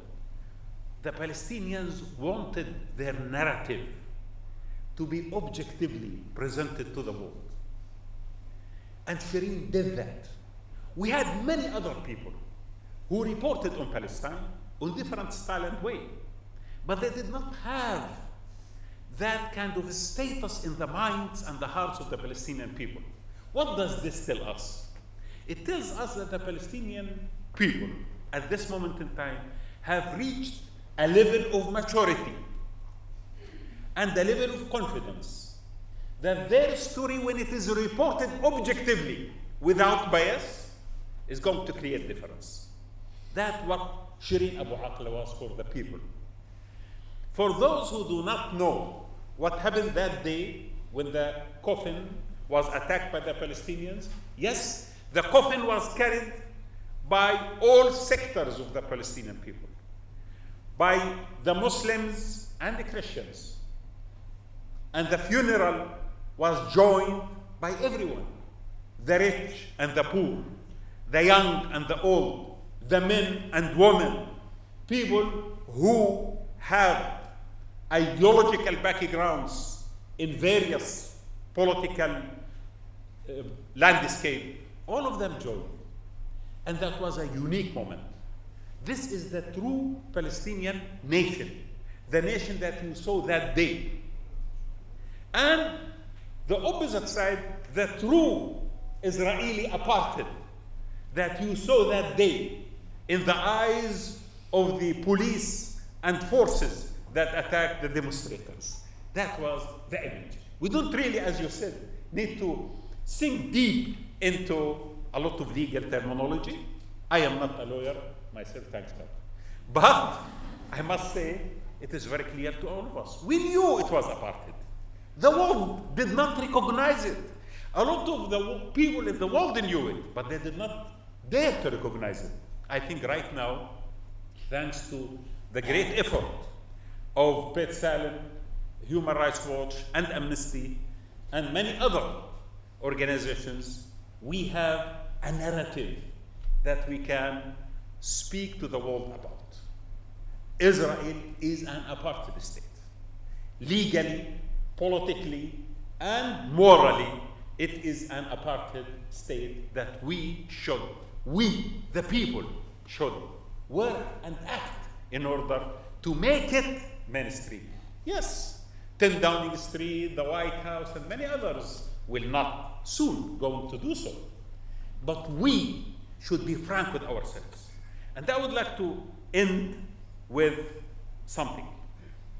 My colleagues, the journalists in the West, again and again, please live up to the moral standards of integrity of this profession.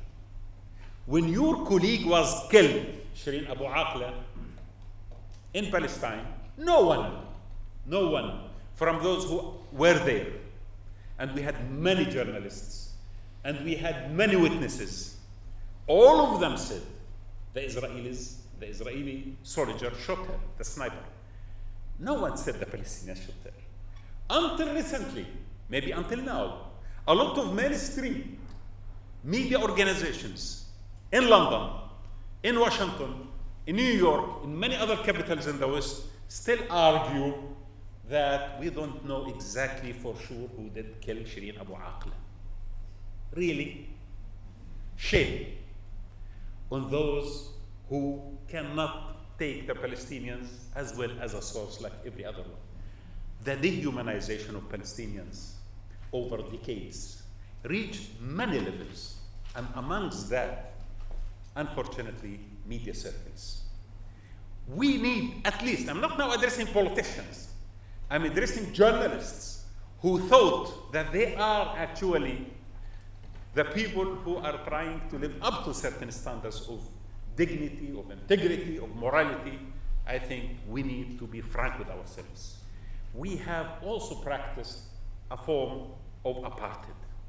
And we have taken that story of apartheid beyond the regime of Israel into another level. I think we should be frank with ourselves and we should repent from this great sin. The Palestinians are a mature nation. The Palestinians have great patience.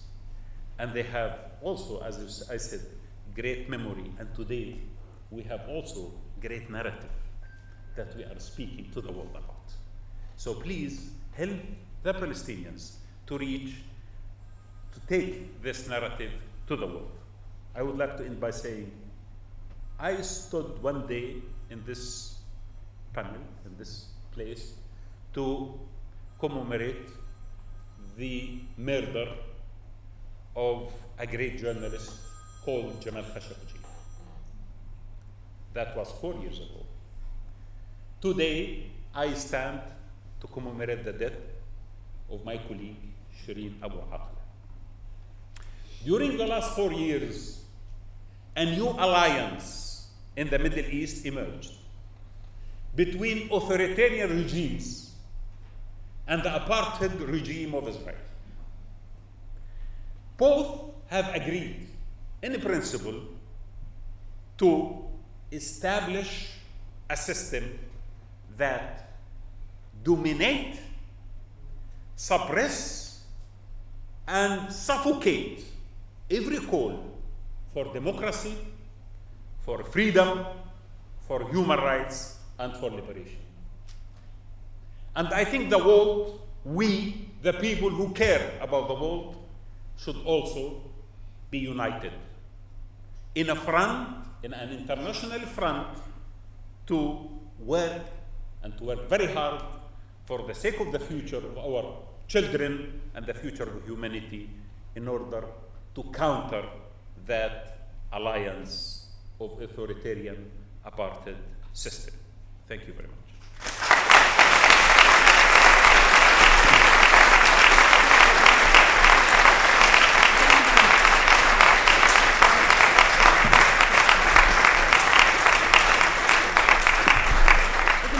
To the question and answer phase of this event. And what we have is several mics that are around the room that will be brought to you if you want to ask a question. Please raise your hand if you want to ask a question, and we will bring a microphone to you. Now, what we're asking is that if you ask a question, please state your name and affiliation. And please indicate if your question is directed towards any of the panelists in particular or towards the panel as a whole. The last thing that I want to say is that we kindly request that you keep your questions as questions and not speeches. We want to make sure to get as many questions as possible in the time that we have left. And so I will have to enforce that request if it is needed. So we'll take about 2 to 3 questions at a time, and then we'll let the panel answer those. This gentleman here in the front, if you could again state your name and affiliation, please. Thank you very much, Chair, and thanks to all the speakers for very interesting presentations. It's excellent that so many human rights organizations have come out with the analysis of apartheid as applied to Israel. However, would they agree, here's a question, with, for example, Ronnie Kasrils, a former South African post-apartheid minister who's Jewish, who said that Israel is worse than apartheid. In apartheid, the black South African population were part of the society. They were super exploited, but a part of the society. In Israel, the Palestinians were always surplus. Zionists always wanted to expel the Palestinians, and I think they still have that aim in mind. So would the panel agree that really apartheid, the concept of apartheid is useful, but it's also partially misleading? Thank you. Can we take another question? The gentleman here in the green jacket. Oh, we'll take your question first too. My name's David Cannon, and I'm chair of the Jewish Network for Palestine.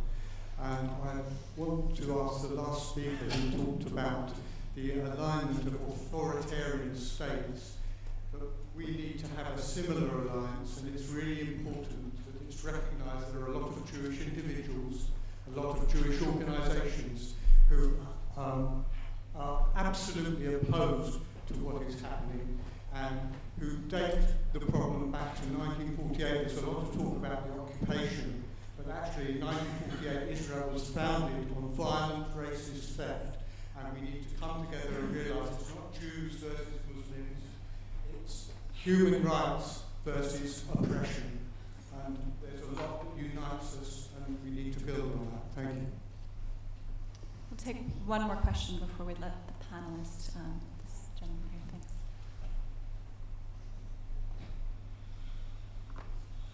Hi there, thank you so much. I'll be very fast. This is an amazing event. The type of events I go to on Palestine, they're not usually in this type of premises with such qualified, prestigious speakers. So it's been really, really educational. So thank you, everyone. I've got a couple of questions. They're very, very practically based. Again, regarding like IHRA, the International Holocaust Remembrance Association definition. When that was coming in, all the debates were going on. We were saying, but this is going to be used to stifle criticism in Israel. Oh no, of course it won't. Of course now it is. And so I'd like to ask that, again, maybe Hagai was in Israel living this is a real thing, and what's the next step to take on that? And another question is kind of, it's a bit up in the air. I live in the London Borough of Camden, and there's weapons manufacturer Elbit Systems have their offices within the borough, and recently that's been targeted on a very, very regular basis by the Direct Action Group Palestine Action. And so I'm just, again, whilst I'm here and I have all these legal minds here, what is the legal grounds of which approach the council to say that we don't think that we should be having weapons manufacturers within our borough, especially ones that essentially advertise their weapons as battle tested because they've been battle tested on Palestinian children. So sorry, thank you. Thank you. All right. Can we start with Wadah? If you, there was one question here from Mr. Cannon that was directed towards you. Thank you very much. South Africa again. I will go back to South Africa.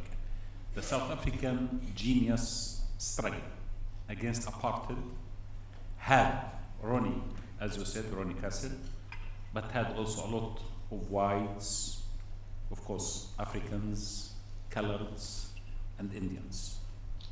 And the South African National Charter that started as the foundation of the struggle has struggled for, declared officially that all of us are struggling for a state where equality and justice for all people who live in that state will receive. The Palestinians have never been against Jews. That is not the truth, neither historically nor currently. Yes, the Palestinians have struggled against the apartheid colonial settler regime in Palestine. But the concept of Jewish identity, Jewish religion, Jewish culture is always respected by the Palestinians and will continue to be respected by the Palestinians. And those, actually I call upon Jews, wherever they are, to be faithful to the concept and to the ideals that the Jewish religion has, even to the history of the Jews and the persecution that they received and they suffered from in Europe. They should champion the cause of justice in Palestine because of all of that. And of course, all of them who raise their voices against what's happening right now are doing a great job. B'Tselem are the organization that initiated the debate and discussion about the apartheid state. And I really thank them, and I appreciate the role that they are doing. So it has never crossed our mind, at least according to my knowledge, that we are going to replace the current apartheid regime with a regime that will persecute anyone, regardless of his religion or his ethnicity or his background. Would anyone else on the panel like to address one of those questions? So maybe the question on anti-Semitism, I'm confident it's obvious for everyone that Israel is going to continue weaponizing false accusations of anti-Semitism in an effort to prolong its ability to oppress Palestinians with impunity. That's the standard routine. That's the language that's deployed internationally, right? There's different language targeting other individuals, right? Shawan and other Palestinian colleagues would often be portrayed as terrorists, not as anti-Semites. Sometimes it's both. The ICC itself was portrayed by former Israeli Prime Minister as being both anti-Semitic and supportive of terrorism, right?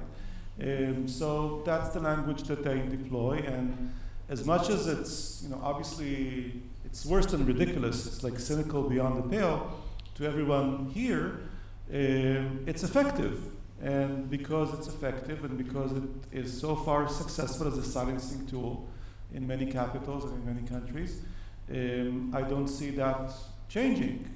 As long as this propaganda is effective, there is no reason for this propaganda to stop. So really the only way to defeat it is by defeating it, calling it for what it is, and moving beyond that point. I just want to emphasize one additional aspect of how cynical and really morally bankrupt this is, because it actually gets worse. There is genuine anti-Semitism in the world. Rejecting apartheid isn't that, but there is such a threat, as there are other forms of racism that we must defeat.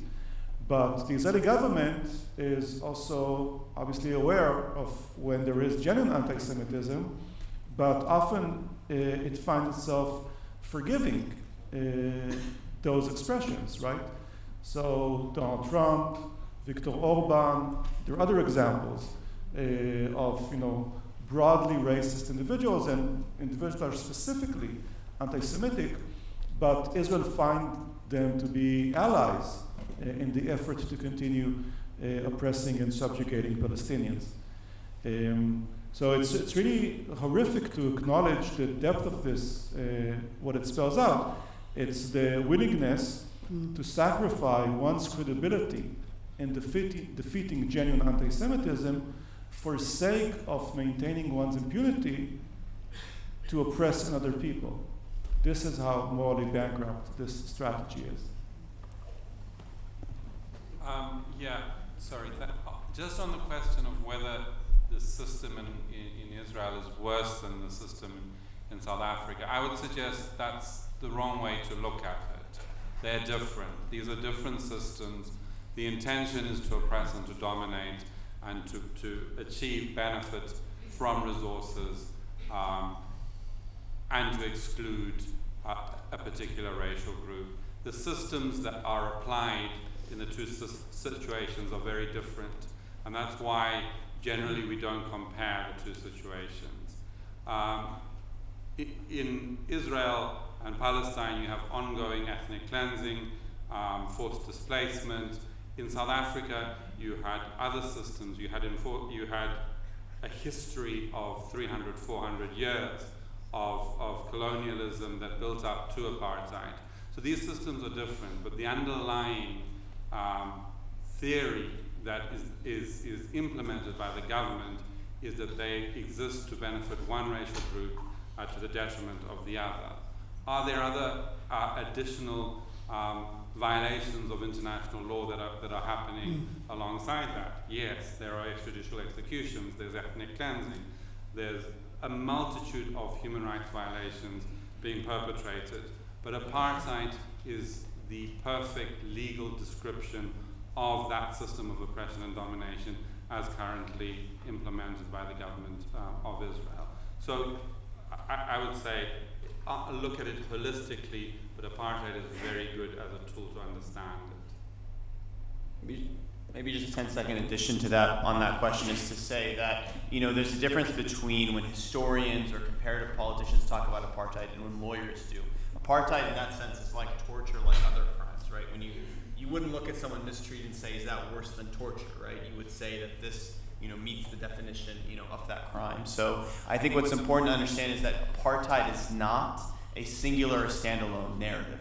You can have the crime against humanity of apartheid alongside the factual reality of occupation, which remains to be the case. You can have apartheid with pillage, which is another crime, with torture, with extrajudicial killing. So apartheid is a crime, but it's one of 11 crimes against humanity, all of which, including persecution, which Human Rights Watch also found, which under the Rome Statute have the exact same value. So it's important to understand what apartheid is. It is a key part of the underlying context. And that also goes to what Shawan said about settler colonialism. I think it's important to understand that apartheid, like other crimes, take place against a larger context. And a critical work has been done by Palestinian scholars and al-Haq to situate apartheid against the backdrop of settler colonialism. And I think it's important that we read the apartheid analysis against those other narratives and take it into account with the other crimes being committed. Thank you. Any last, does anyone else want to address that?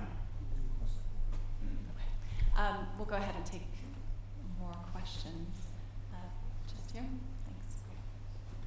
Hi, my name is Shawan Jabarin. I'm a Palestinian, born in Jerusalem, grew up on the West Bank, city of Ramallah. And my question is, I see a lot of momentum, and social media has obviously helped the narrative, and the classification of Israel as an apartheid state is a good start, and it's, as Wadah said, it gave us a narrative that we lacked before.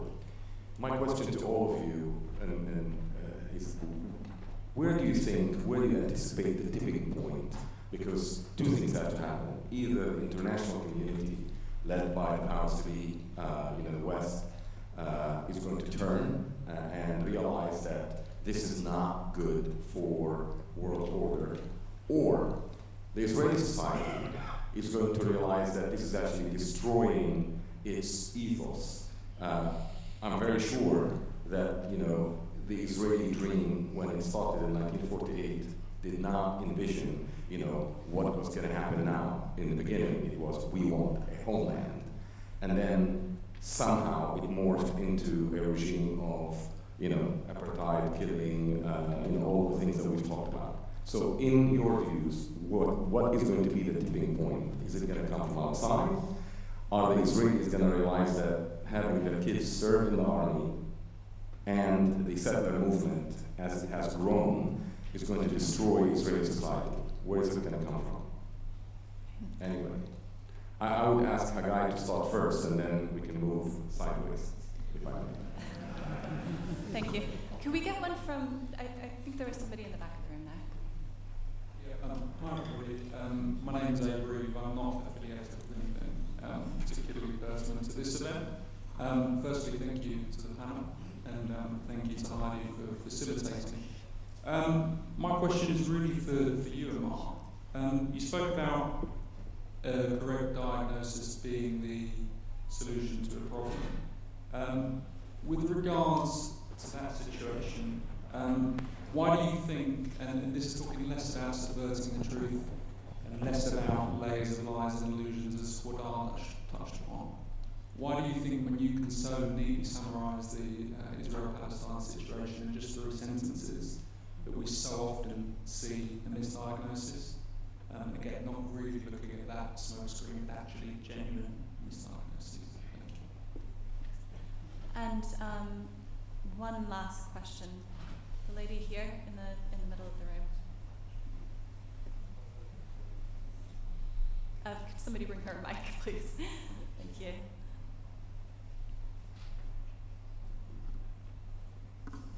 Right.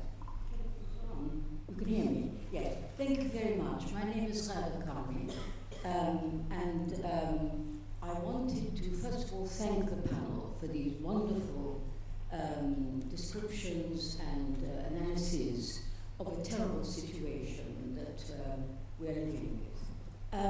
My question is, and please, there should be no misunderstanding, I'm in no way belittling the efforts of all the excellent organizations that have drawn up and documented for us this hideous picture in Palestine.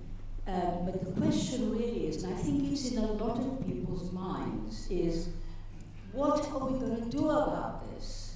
You know, it's very important to document, of course, and it's very important to have the correct information.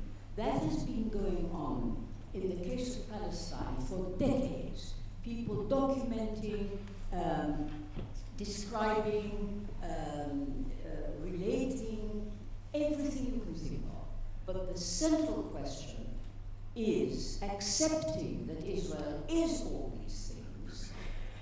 Can we consider not going on and on describing how awful Israel is, as opposed to asking what are we going to do about it? The we being civil society and organizations like yours, which I think can have a leading inspirational voice in the creation perhaps of a, I don't know, I'm speaking my thoughts, of a mass civil society movement against this iniquity.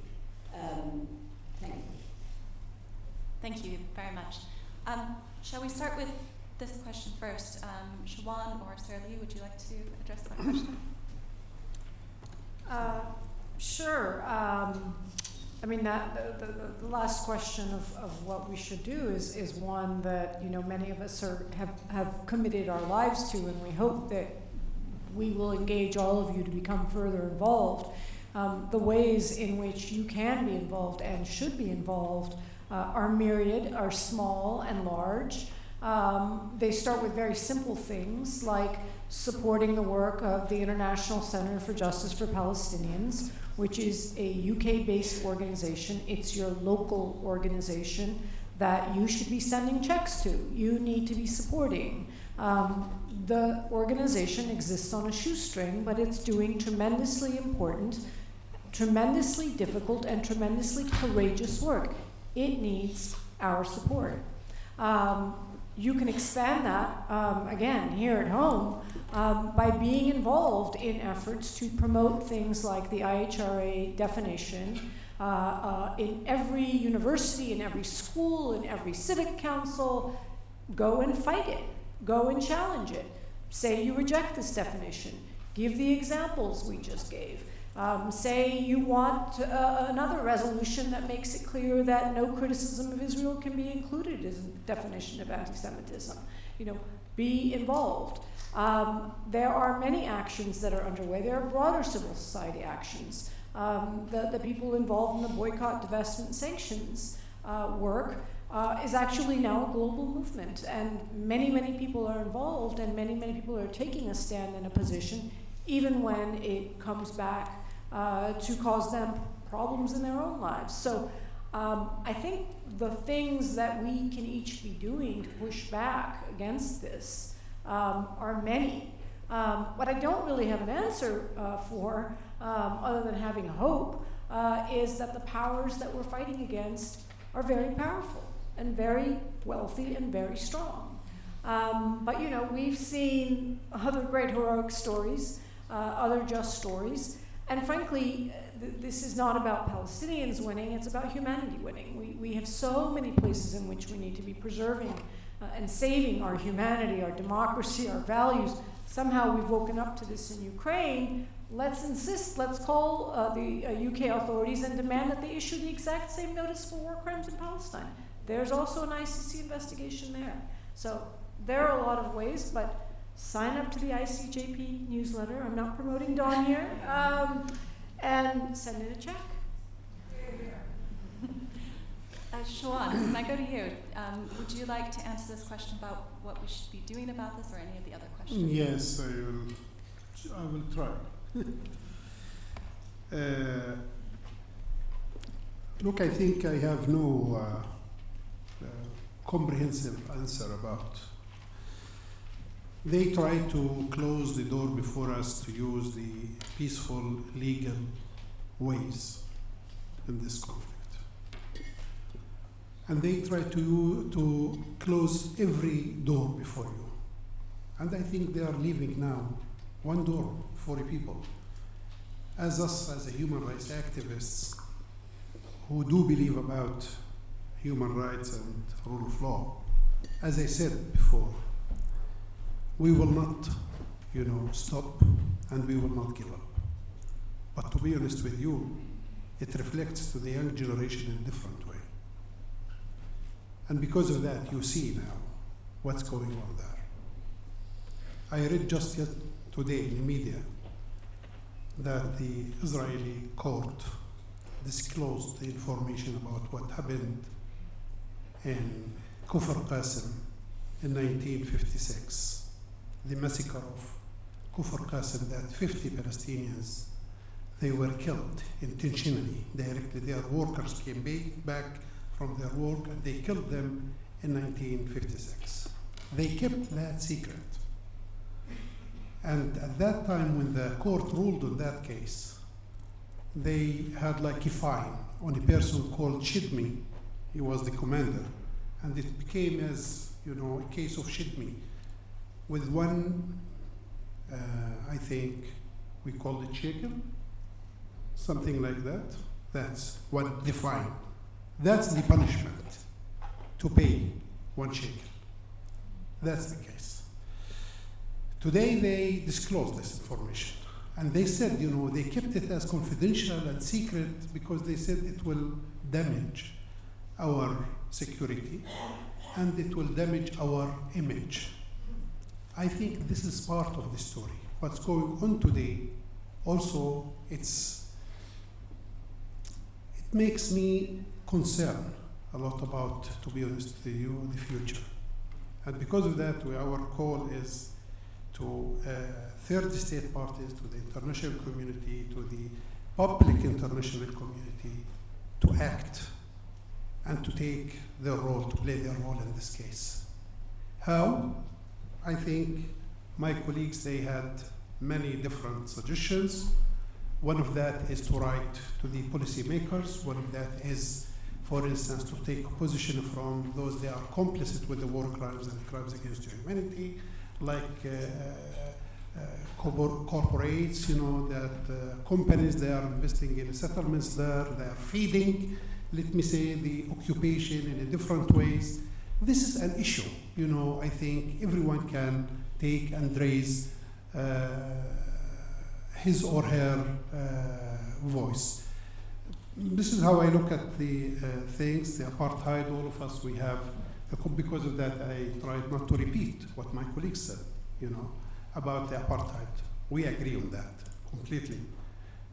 Even the conclusions, we agreed on that. I added something else, this is another issue. But just in my mind, just keep in mind that even the bodies of 15 years old boy, to keep it in the fridge in their hands and not to give it back to their families, to bury it according to their customs and religion and things like that. And in the same time, the Israelis, they send missions to Syria and elsewhere to bring back the bodies of their soldiers, 15 years old, 16, 20 years old, as civilians, killed by the Israeli soldiers, and took their bodies. They still in the fridge there, and they refused to give it back. And in the same time, the High Court, the Israeli High Court, put its stamp not to return these bodies to their families to bury them. And one of the moms, she said that to me. She said, every time I go to the kitchen and look at the fridge, I remember directly my son. How is he in the fridge? This is the case. Just, are they ready to change these things? Just small things. The High Court put its stamp, the policy, the commander, all of these things. 2 small things. This is just give an idea about what's going on there. and we have a list of things we don't want to speak about. Thank you. Thank you. I'm mindful of the time. We're going to have to end after we finish the questions that have been asked. Omar, there was a question that was directed towards you about diagnosis and misdiagnosis. Sure. If you want to go ahead.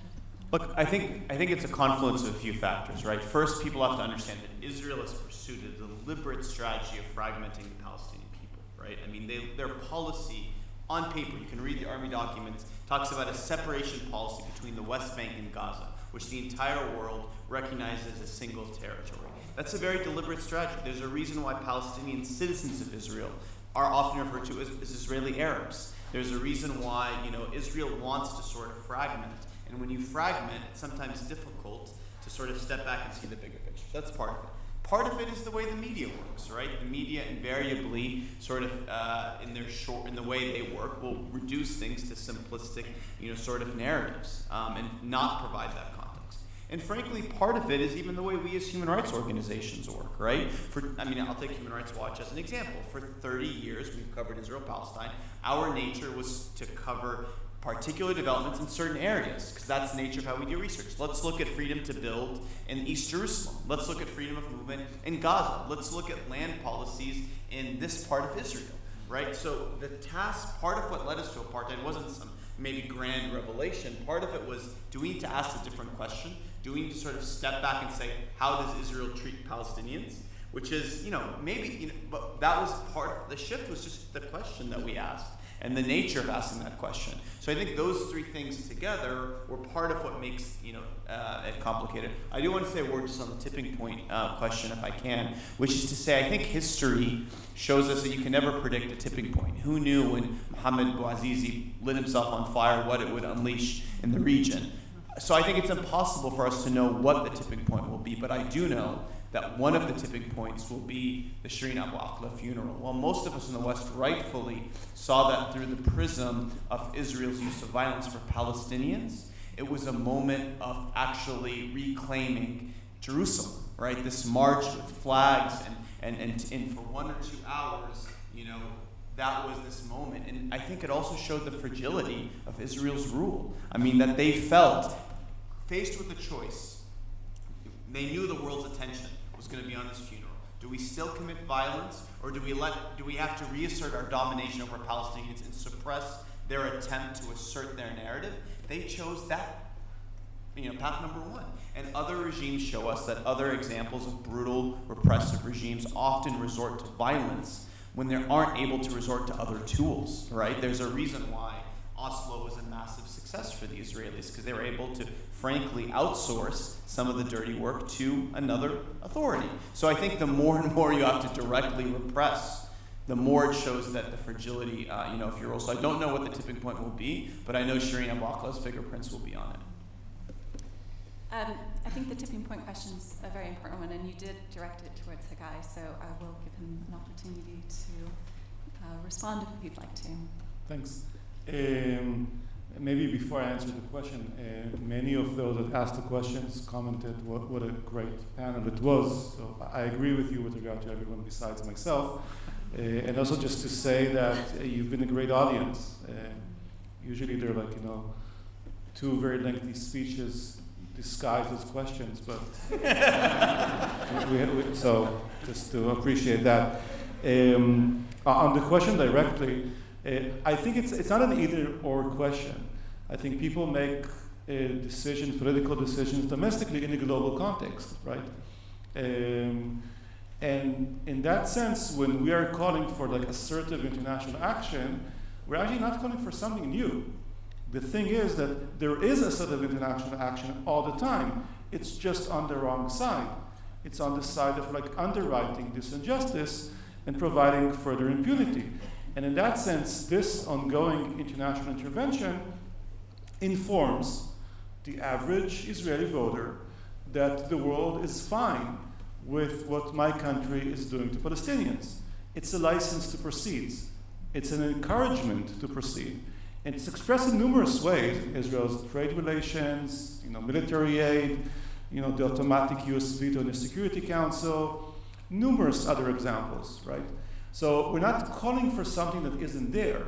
What is there is they're on the side of injustice. We want that to change.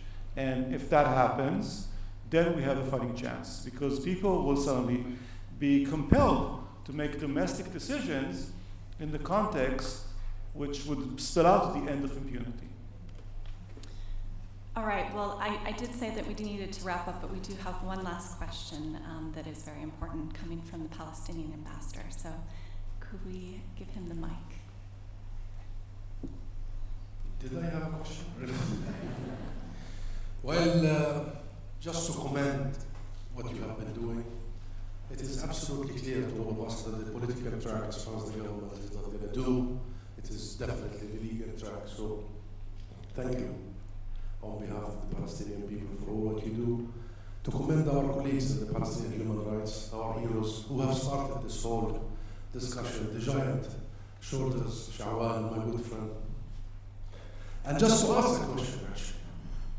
The question for all of you is the role of the UK in the legal since going back to 1917 and the Balfour Declaration. All right, thank you. Could we perhaps have each of the panelists take about 30 seconds to answer that question? As quickly as possible, just to or if, why don't we just say, who would like to answer that question? Let's do that. I'm utterly unqualified to answer that question, but what I would say to that point is whenever I hear people complaining about the extent to which Palestine is the subject of UN deliberations and the UN Human Rights Council and the UN General Assembly, my response is, well, of course it is. This is the problem the international community created. It's their responsibility to fix it. It is the UK's responsibility to fix the mess they created. So, of course it should get more attention than some situation that emerges that is entirely a domestic conflict and domestic abuses and so forth. So the notion of disproportionate focus on Israel is just, absurd for that very reason. So that's my very inadequate answer. All right. Unless anyone else would like to answer anything else to that question, would anyone else like to say something? Otherwise, we'll... Look, I started my presentation by saying that it's a historical and ongoing obligation, which I know. But leave this question to the commission. It was established by the Human Rights Council to address, the cause road of the this conflict and what's happened also in 21 and go back retroactively. I'm sure that Bill 4 will be one of this, and even I think before Bill 4, maybe 1,897 will be also an issue at that time. Thank you. All right, one last comment from Solomon. I think the silence from some of the lawyers on this is we try to talk about current obligations, and I would not question the United Kingdom's responsibility for the situation, for bringing it into existence. The United Kingdom is responsible for a number of situations around the world. However, what I did want to say is that the United Kingdom is a member of the Security Council. The United Kingdom has obligations erga omnes, which means it has to take steps in cooperation with the international community to bring an end to apartheid. They are not doing that. They are interfering with the International Criminal Court in its exercise of its jurisdiction over the situation. So we don't need to go to history, we can, but the fact is the United Kingdom is violating its obligations right now as we speak. And as members of this audience write letters, campaign, get involved. That's the only way we can change it. So what to do? Let's campaign together. Let's work on this. This is something we can change. Thank you.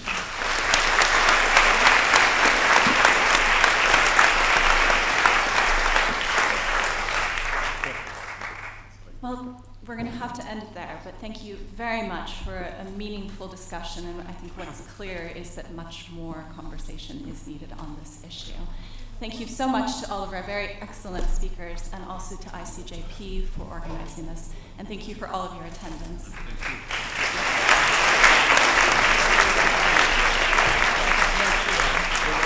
Thank you.